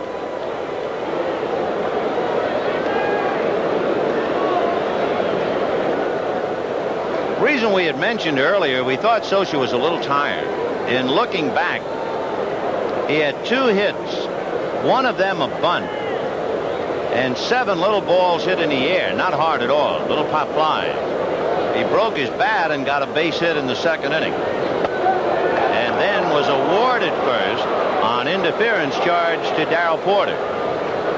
Mike has put in a huge year. Good one. He's going to get some MVP votes. He should. So Mike Rourke has been on the phone, and in a minute Todd Worrell evidently will answer the call again. 3-0. All 4. Now remember, Daly has worked 2 2/3 innings, and the question now is whether his needle is on empty or not. First baseman, Enos Cabell. Daly has made 36 pitches. That wouldn't be a lot for a starting pitcher. It's just a question as to how Whitey has used him this year. He's been in 57 games and averaged only a little more than 1 inning of work in each appearance. You can see him setting up the defense as far as Cabell, because you got to be looking bunt. Especially with Cabell's habit. He's a ground ball hitter. We mentioned that when he came up in the 4th inning, and he hit into the double play.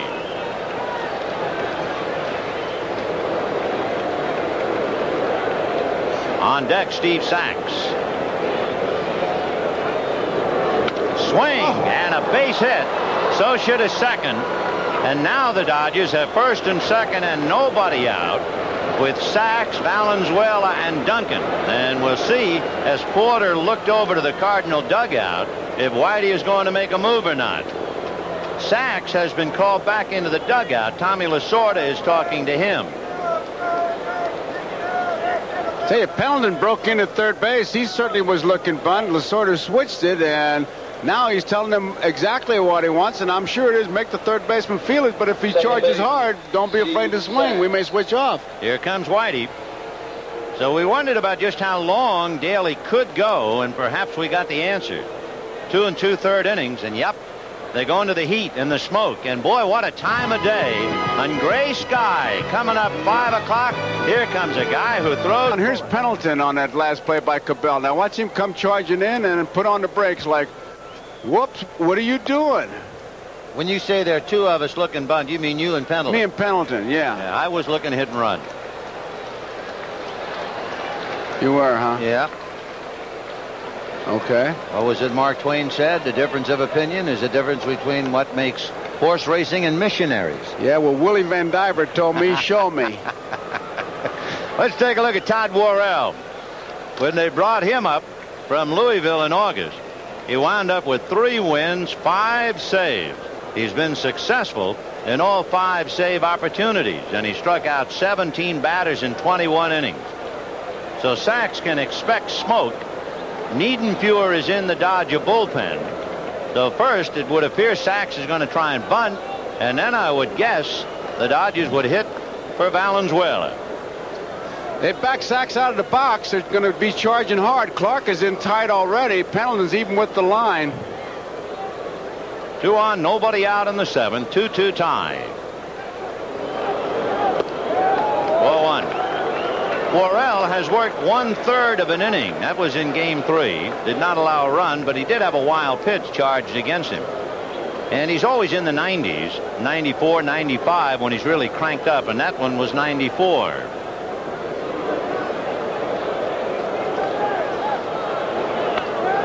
He threw a slider that time, and now he's behind, and Porter wants to go out and talk to him. So does Clark. He's in a bunt situation, and Clark is not charging that hard. At the beginning, Pendleton is moving in. You're looking for bunt. Sure, now Malfitano and Sachs are going to talk, and sure, I started to say you're looking, maybe he'll switch off, but they weren't charging that hard. Lasorda, I tell you, he'll turn them loose if they charge too hard. He doesn't have too much to turn loose with Socia at second and Cavell at first. I mean the batter. But Tommy very well can do that, all right. Socia is getting a good jump, but doesn't have that great speed. Clark ready to come to the plate, hoping to get a force at third. Ball 3.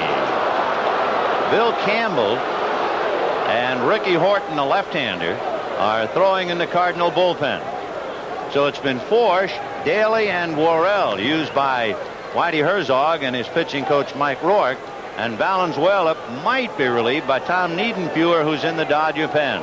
3-0. Strike. Now what do you do 3-1? Do you still have the bunt on? Do you have Sachs take? Would you gamble and play run and hit? Lasorda has all kinds.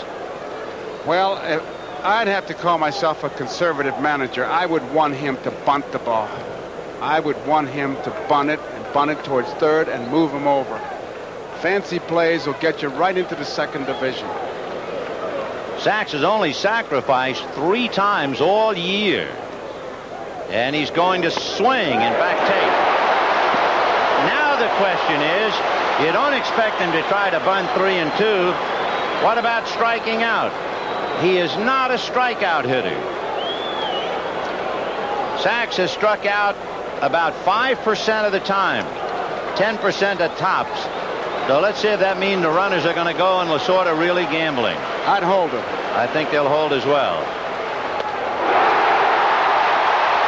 Boy, was that a big sequence of pitches.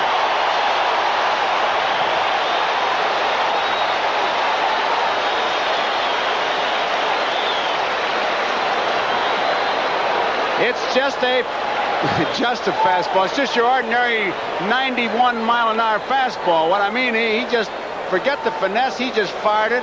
Not so sure it was a strike, but certainly too close for Saxey to take that pitch. He had to try to get a piece of it, and it's a big, big strikeout. And Fernando is going to come up and bat.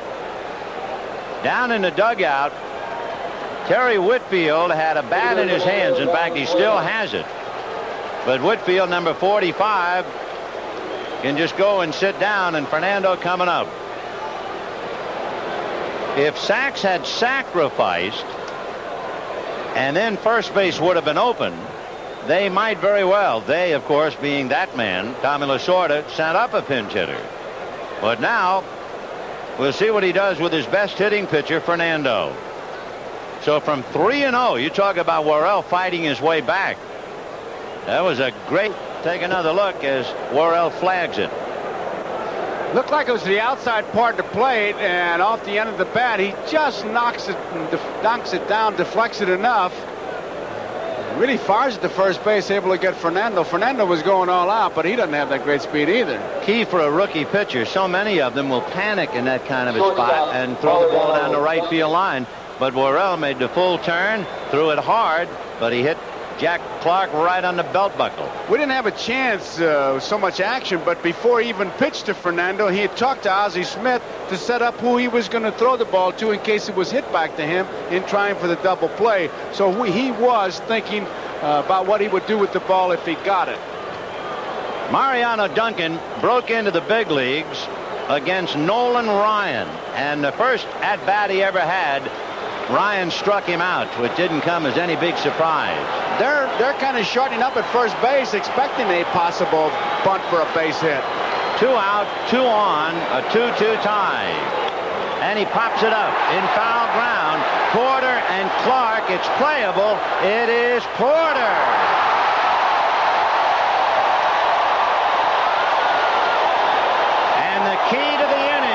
Steve Sack's inability to move the runners. Here's another edition of Baseball Remember. Clark is protected against the bunt. Now watch how he really thinks he's going to make this play right here. Doesn't look like anybody is hollering at this point. Now he sees Porter, but watch what he does when he sees Porter's going to make the catch. He's going to protect him. And what was Duncan doing the whole time? Here's the reaction.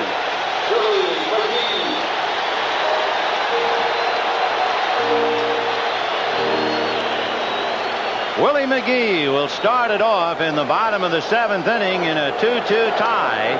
Fake the bunt, ball 1.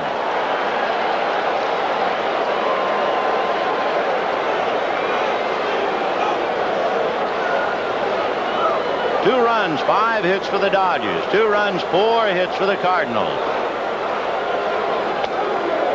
Ball 2. McGee is 0 for 5 against Fernando with 4 strikeouts. You'd almost be tempted to give him a take sign right here. See if he can draw the base on balls. 2-0.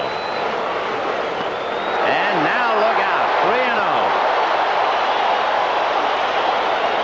Fernando has walked 5. One of them intentional. And he walked McGee leading off the first inning, and it cost him 2 runs.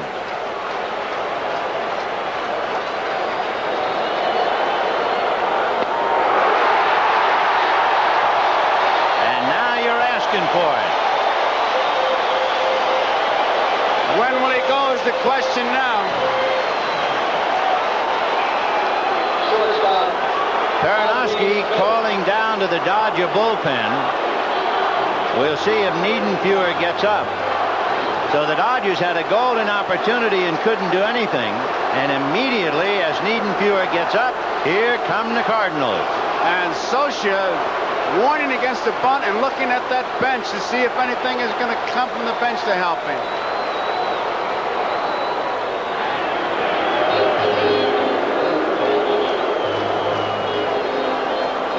Willie McGee, during the regular year, 56 bases. And 52 times a steal at second. Fernando has a pretty good move now. He can hang you when he gets that front foot up. He can balance himself so well.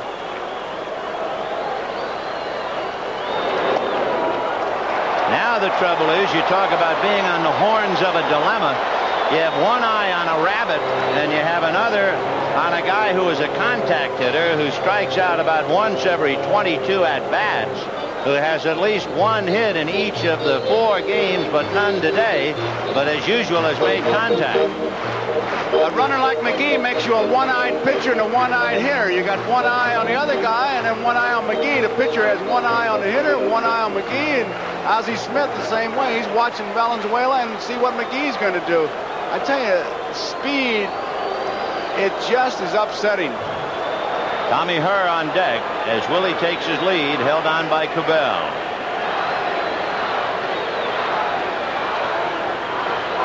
And the bunt is an AstroTurf bunt. Big bounce. Oh, that took any chance. 1-4 sack. And of course, the lack of the sacrifice wrecked the Dodger chances in the 7th, and immediately the Cardinals get the sacrifice down. The sacrifice bunt in many ways serves the purpose of a triple. I'll tell you, it puts that man in scoring position and upsets the ball club. Now you got Herr, Clark, and Cedeno. Sure, you got first base open, but forget about it. You got to worry about getting hitters. And what has to frustrate Lasorda, the Dodgers led the league in sacrifices. They certainly should have become reasonably adept at it. But when the big moment came, it wasn't there. And when it came to the Cardinals, it was. Tommy Herr has doubled, grounded to short, flied to left, hitting .353. Ground ball to short. Going over to third is McGee. And actually, Duncan never had a chance to get him. Willie just breaks and moves so quickly. So 2 out. The tie-breaking run is 90 feet away. And Jack Clark at the plate.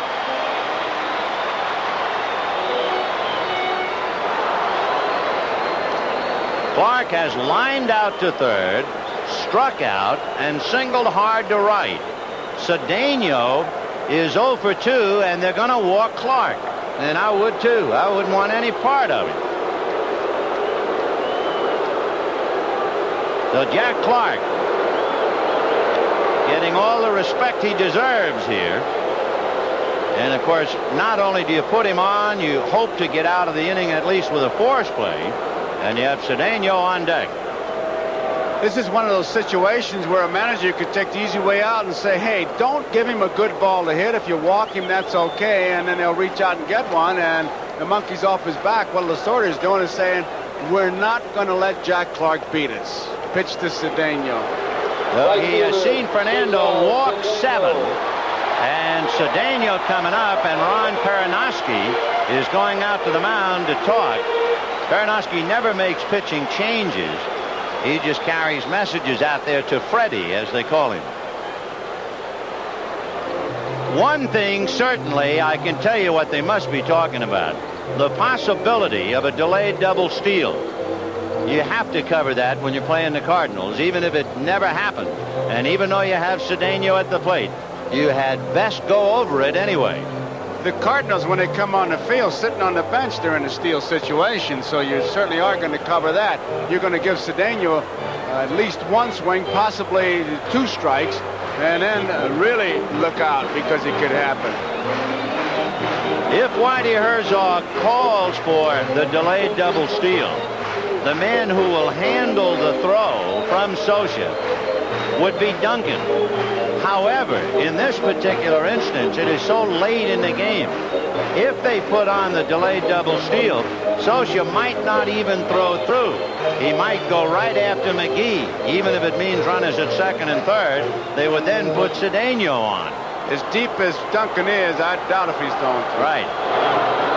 Screwball fouled away.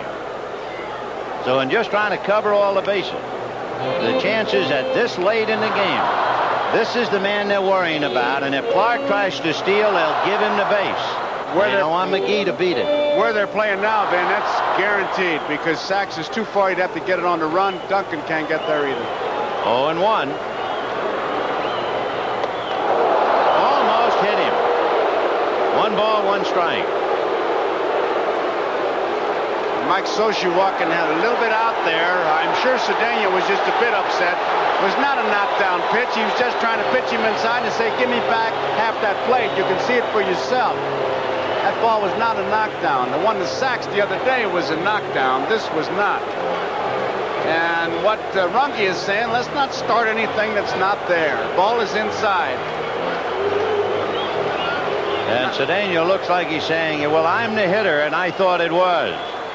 And they have concluded the discussion. Runge says, I'm the umpire, and let's get to playing baseball. Let's just cut it out. If anything's going to start, I'll stop it. He's getting on Socia a little bit. Now Cedeno saying, all right, okay. Here's the guy, Willie McGee, representing the tie-breaking run at third. 2 out. Jack Clark at first. 1-1 to a somewhat hot Cesar Cedeno.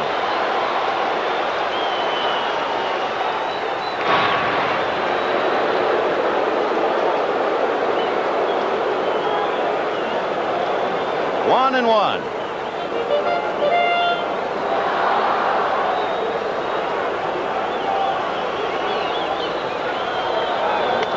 And it's hit to Landreau in center. And Fernando is out of the inning. No runs, 2 hits and 2 left.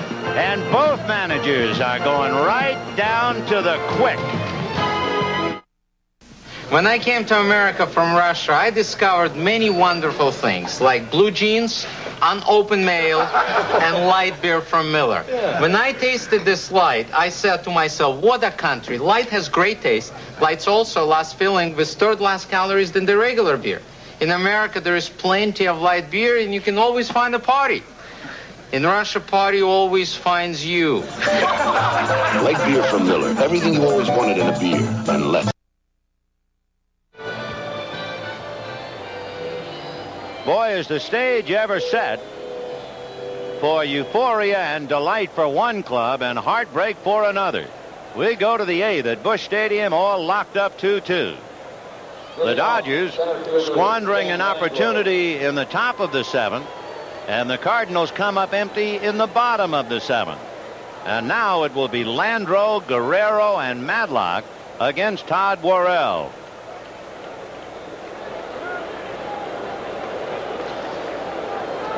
We talk about Worrell's speed. All you have to do is look at Willie McGee, who is shading Landro a little bit towards left center field. They don't think he'll be able to pull him. 0-1. Look at that defense. That gives you an indication of the speed. A lot of room in right center field. They think that Landro will go to left center field. They're really protecting that gap in left center. And yet late in the game, of course, Jack Clark has to stay pretty close to the foul line back of first. Pretty good rip at that. 1-1. Oh, 94. Whew. He just rears back and pumps. 1 ball and 1 strike to Kenny Landro. 2-1. The Cardinals scored in the first inning. Walks to McGee and Smith, and Tommy Hurst double picked them up. The Dodgers in the 4th inning had Landro single and a 1-out home run by Bill Madlock. Got it even. The Cardinals have used Kenny Forsch, Ken Daly, and Todd Worrell. The Dodgers with Valenzuela. And Madlock will be the 3rd hitter in the inning. And he goes to left field, but it's just a fly ball to Landro. That's the way they played him. That's the way they pitched him, up and away. That's good pitching and certainly good scouting. The batter is Guerrero. Hit into a double play. Flied to center. Deep. And then had a bad swing and hit just a little fly ball off the end of the bat in the 6th inning. That resulted, if you remember the scene, of Candy Maldonado giving him a little pantomime of the fact he was opening up too soon at the plate. Porter's gone in for some equipment change. Maybe he's going to get an extra sponge the way he's throwing that ball. Might have broken a webbing or something on the previous pitch that was 94. Well, now the catcher's mitts they're like tweezers. The bat boy's running down. He may be just changing gloves. Yeah, he's got a new one. So Porter is up and on his way. It used to be that the pocket was the big thing, but the gloves today, it's the webbing. You also take a good look, you'll see that flap that hangs down we were talking about to protect the Adam's apple. I don't think Tom Nieto was wearing it when he got one in the neck. See that glove, how it's creased right down the middle? It's a big pocket now, and the webbing is very important. It used to be a small pocket and a couple strings across there, but then we didn't know any better. I like this style better. Doesn't hurt your hand. And they are working on that old glove. Apparently he popped a string. Little slider for a strike to Guerrero. 0-1. Hey, if you can throw 94, 95 consistently, you can break in the glove in a hurry, I'll tell you. That slider was 82. Fastball. So an 82-mile-an-hour slider, a 90-mile-an-hour fastball, and the count is 0-2. Well, you want to talk about hitting in the big leagues. 2-2 in the 8th inning.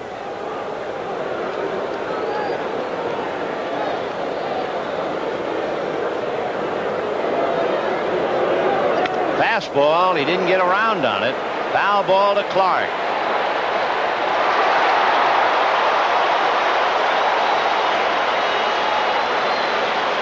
So the Dodgers' big guy goes 0 for 4.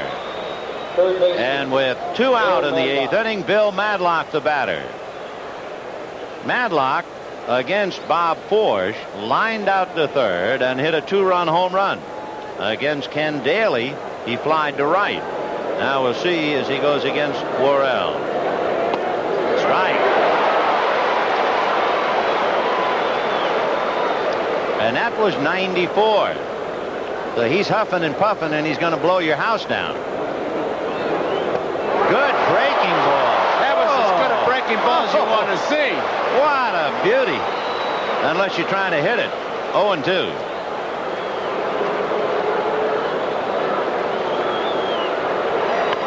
Hit off the end of the bat, dribble to Clark. He's got it in fair ground. He's something, that big kid. Todd Worrell, spell the name. Fernando Valenzuela on the mound. Tom Niedenfuer is down in the bullpen. Jeff Lottie is down in the Cardinal pen. And for the Cardinals, Landrum, Pendleton, and Porter with Todd Worrell due to bat fourth. So Niedenfuer will be backing up Fernando, and there's Lottie. 2 runs, 5 hits, 1 error for the Dodgers. 2 runs, 4 hits, 1 error for the Cardinals. Landrum is 0 for 3. Landrum flied to center, grounded to third, and hit into a force play. Hit 280 during the regular year. That was an interesting shot. He talking to himself? He was talking to somebody who was up above. I don't see any planes going over. 2-0, the count at Tito. That was nice. He's going to open up to peepers. Yeah. He's a very exciting guy to watch. Ball 3. You remember Fernando started the 7th inning by walking Willie McGee, and that certainly looked like it would prove to be his undoing, and he got off the hook. Now he's behind to the leadoff hitter in the 8th. He has walked 7. Like a veteran pitcher, he just walks off that mound, regroups. He knows he's in trouble. He knows he made some bad pitches and say, hey, let's go to work from here. 3 balls, no strikes. In there. The most walks Fernando gave in a game this year. He walked 8 in July, and in that game, he beat the Cubs despite walking the 8th. 3-1. And he has walked his 8th now. Base on balls in the 7th, 8th, and 9th inning. Usually really comes home to haunt. He walked the first 2 to start it off. That's where the 2 runs came. No defense against that base on balls. One other consideration for Lasorda and Paranoski. Fernando is an excellent fielding pitcher. In direct contrast, for instance, to Jerry Royce, who is not a good fielding pitcher. Despite Fernando making an error today, he has very good instincts. Pendleton doubled, grounded out, and struck out.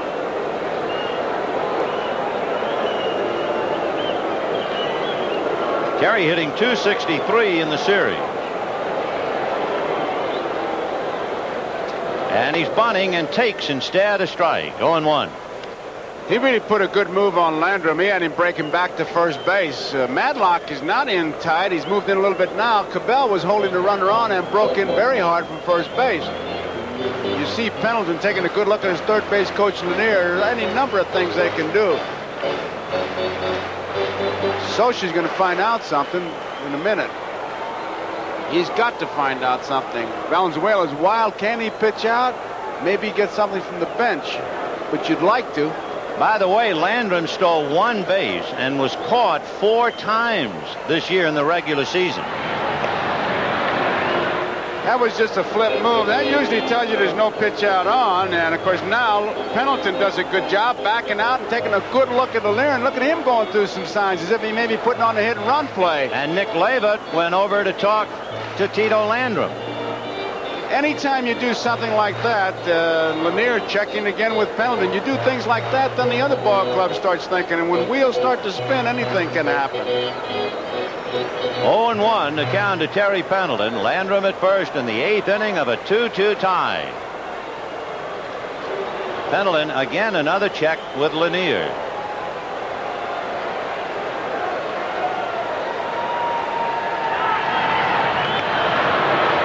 In a sense, and in a very small sense, Fernando's lack of control has taken away a hit-and-run play because he's walked 8. Normally, he's right around the plate, and you can play hit and run with him a lot. They haven't been able to try it because he has been off the plate so much. The last Cardinal hit, Jack Clark singled in the 5th inning. That's not Fernando's good move. He's just flipping it over there, and if nothing else, he's trying to see if Pendleton will tip off his hand by sliding that hand up the bat handle a little bit. He hasn't done anything yet. 0-1. They pitch out. Landrum holding. 1-1.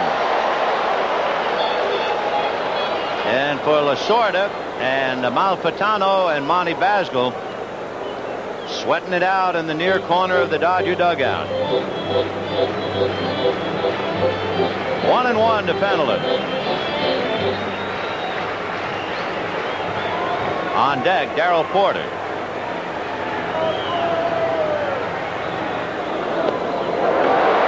2-1.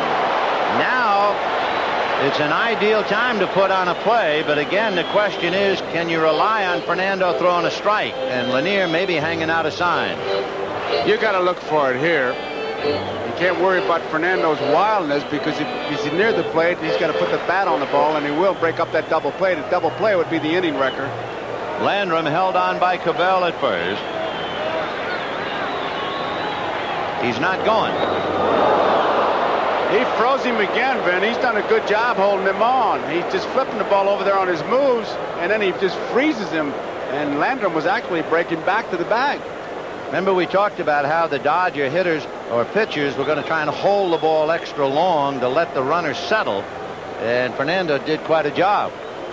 Chased a very bad ball, like something might have been on there, and Landrum Landrum is talking to Leyva as they have a meeting on the mound. Cabell has come in. Leyva's really talking to him at first base.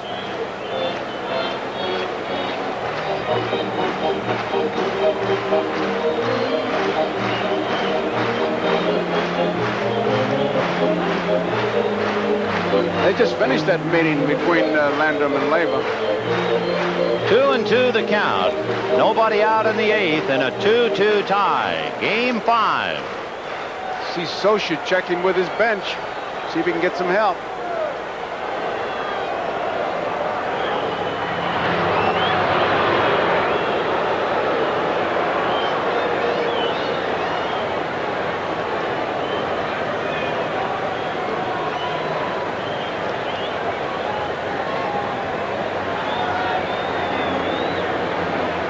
Two and 2.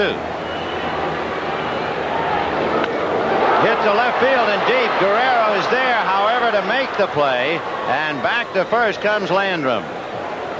The 1 out. Landrum holding at first. And Darrell Porter coming up. Porter has walked twice and struck out. After Porter is Todd Worrell, and the pitcher is on deck. But Jeff Lottie is down in the pen.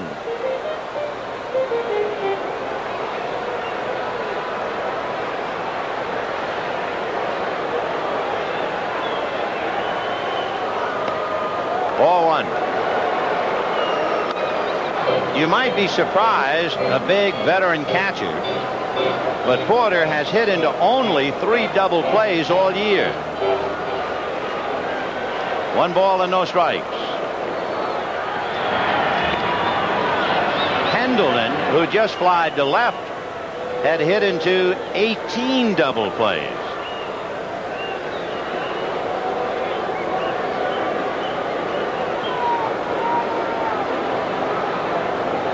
One and 0 to Porter. Landrum at first. 2-2 in the 8th. 1-1. A reminder, coming up next, NBC's Nightly News with Tom Brokaw, except for those of you on the West Coast who will see it at its normal time. We're making news here at Busch Stadium. 2-2 in the 8th. Ball 2. Fernando has walked 8, struck out 6, and has made a lot of pitches. He has now made 128 with 1 out in the 8th inning. He is backed up by Niedenfuer, and Landrum a cautious lead at first. That's a strike.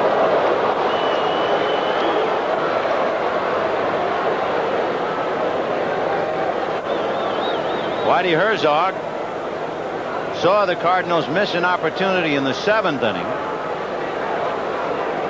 Now sees his leadoff man Landrum get aboard in the 8th, and we have 1 out.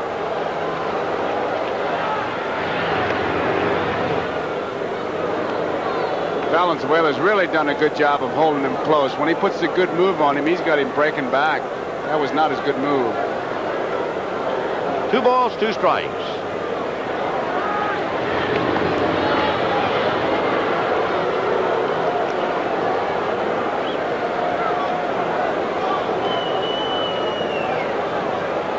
The lead Landrum is getting and the way Valenzuela is holding him on, should he strike out, they're going to have double play. Porter usually takes that big swing. 2-2. Landrum goes, swung on and missed. Socia late.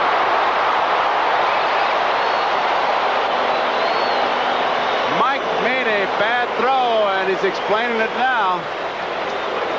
Even bouncing it.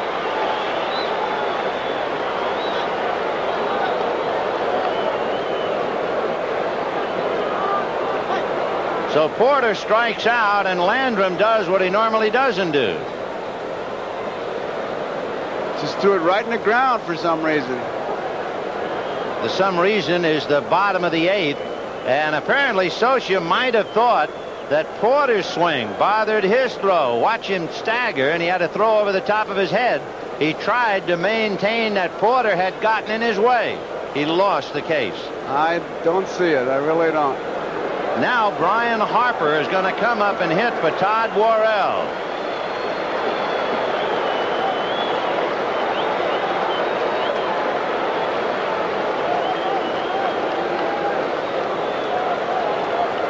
Jeff Lottie throwing in the pen. Number 25, Brian Harper. Brian Harper with Pittsburgh last year, and he's a kid from Southern California. And he drives it to left, but Guerrero has a play, and the inning is over. As Harper flies to left, Landrum is left at second, and at the end of 8, a 2-2 tie. Birthday on Tuesday. Will pitch to Mike Marshall, then Mike Socia and Enos Cabell.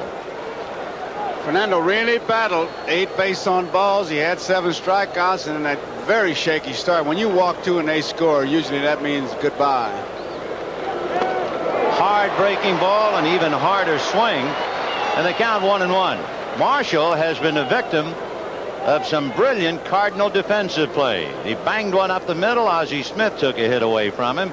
He hit a shot back to the box in the 6th inning, and Ken Daly made a brilliant play to get him. In between, he walked. So he is 0 for 2, top of the 9th.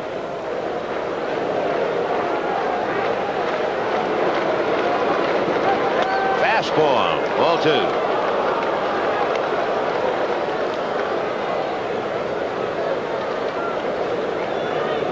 Well, we are sure seeing the committee today. Daly, Worrell, and Lottie. After Bob Force started. Fastball, cracked bat, ground ball to Ozzie Smith. 1 away.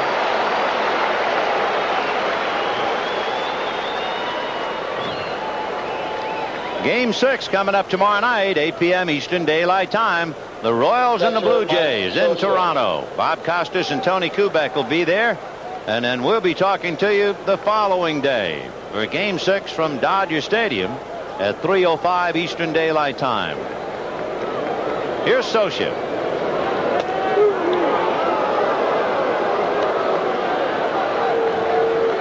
Socia, single to right, reached on the error interference charge against Porter and walked in the 7th inning.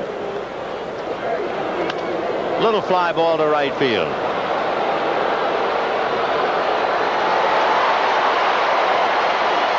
I tell you what, there is going to be a lot of noise on the 3rd out in this top of the 9th inning. So in case you're not keeping score and you're wondering, in the bottom of the 9th inning, the St. Louis Cardinals will have Willie McGee, Ozzie Smith, Tommy Herr, and if anybody gets on, Jack Clark. And Fernando is calling it a day. Adios, amigos. They'll bring in a fresh horse. Tom Niedenfuer to pitch the ninth. And when it was all said and done, a long, difficult afternoon for Fernando, but he limited the Cardinals to 4 hits. Ball 1.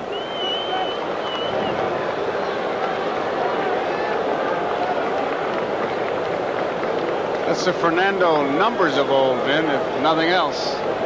2-4-1. And then 8 walks and 6 strikeouts. 1 ball and no strikes. Interesting footnote to Fernando's departure to show you what kind of a year he has had. Fernando Valenzuela is the only pitcher to ever win Pitcher of the Month honors with a losing record. That was back in his incredible month of April when he was 2-3 and hardly had any earned run average at all.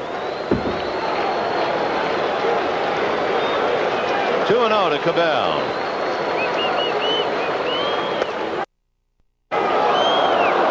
On deck, Steve Sachs.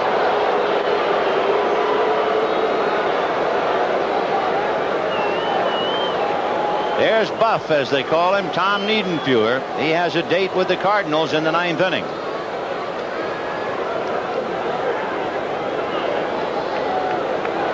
Cabell trying to shrink the strike zone. Right down the pipe.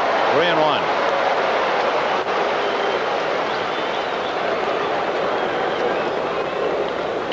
Valenzuela was in constant trouble. He retired the side in order only twice in 8 innings, but he got away with it. He got out of it even. 3-1 to Cabell.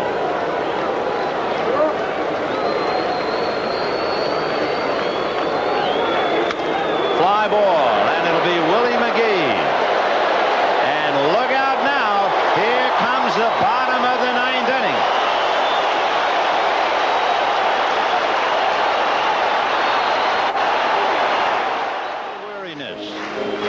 Fernando Valenzuela, whose only consolation in this clutch game is that he went 8 and got even. 2-2. What an effort. 132 pitches in constant trouble, and he kept his ball club alive through 8.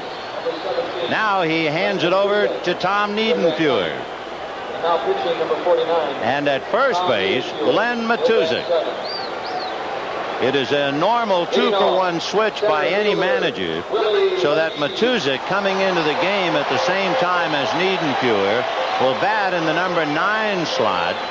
Niedenfuer will go in the spot where the last out was recorded. That was Cabell.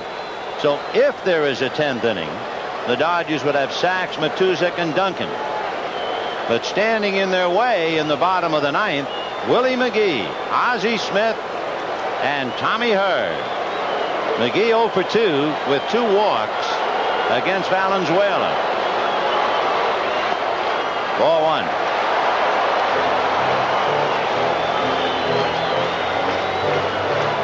Whitey Herzog all geared for action in the 9th.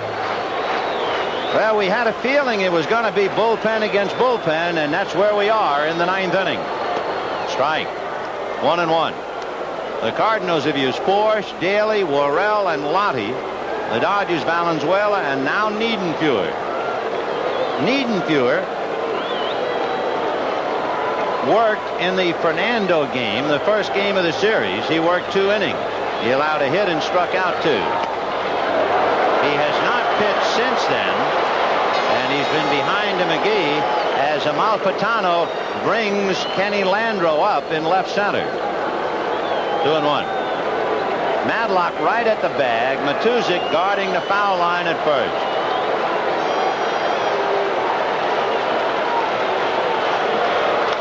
High pop fly, and it's Madlock in foul ground. And they take care of McGee. So Willie goes 0 for 3, striking out twice and walking twice. And the batter is Ozzie Smith. Ozzie has walked, popped to short, flied to left, and sacrificed. 2-2 tie. Bottom of the 9th inning. Game 5. Fastball, pop foul, out of play. Much like Worrell, Niedenfuer is your typical relief pitcher. Rear back and fire. Throw as hard as you can for as long as you can. Trouble is there. The pressure's there. Don't get fancy. And especially it's 5:45 St. Louis time on a cloudy, overcast day. The lights have been on since the start of the game. Fastball fouled away again.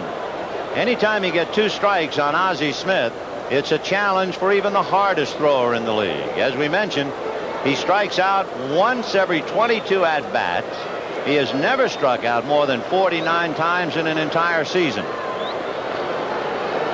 On deck, Tommy Hurd. Ball 1. Niedenfuer and Socia. Matuszak, Sachs, Duncan, Madlock, Guerrero, Landreau, and Marshall. And Tom Niedenfuer picking up the pitching burden. And that's driven to deep right field. Back goes Marshall. Gone!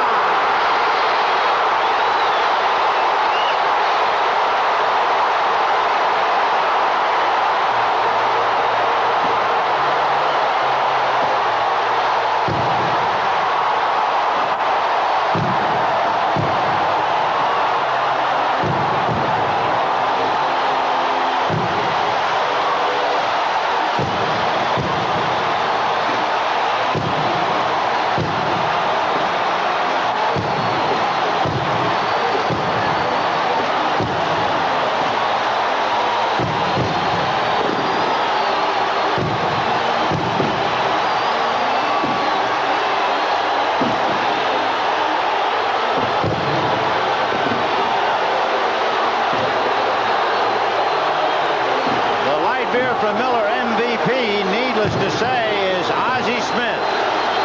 For Joe Garagiola, Vin Scully,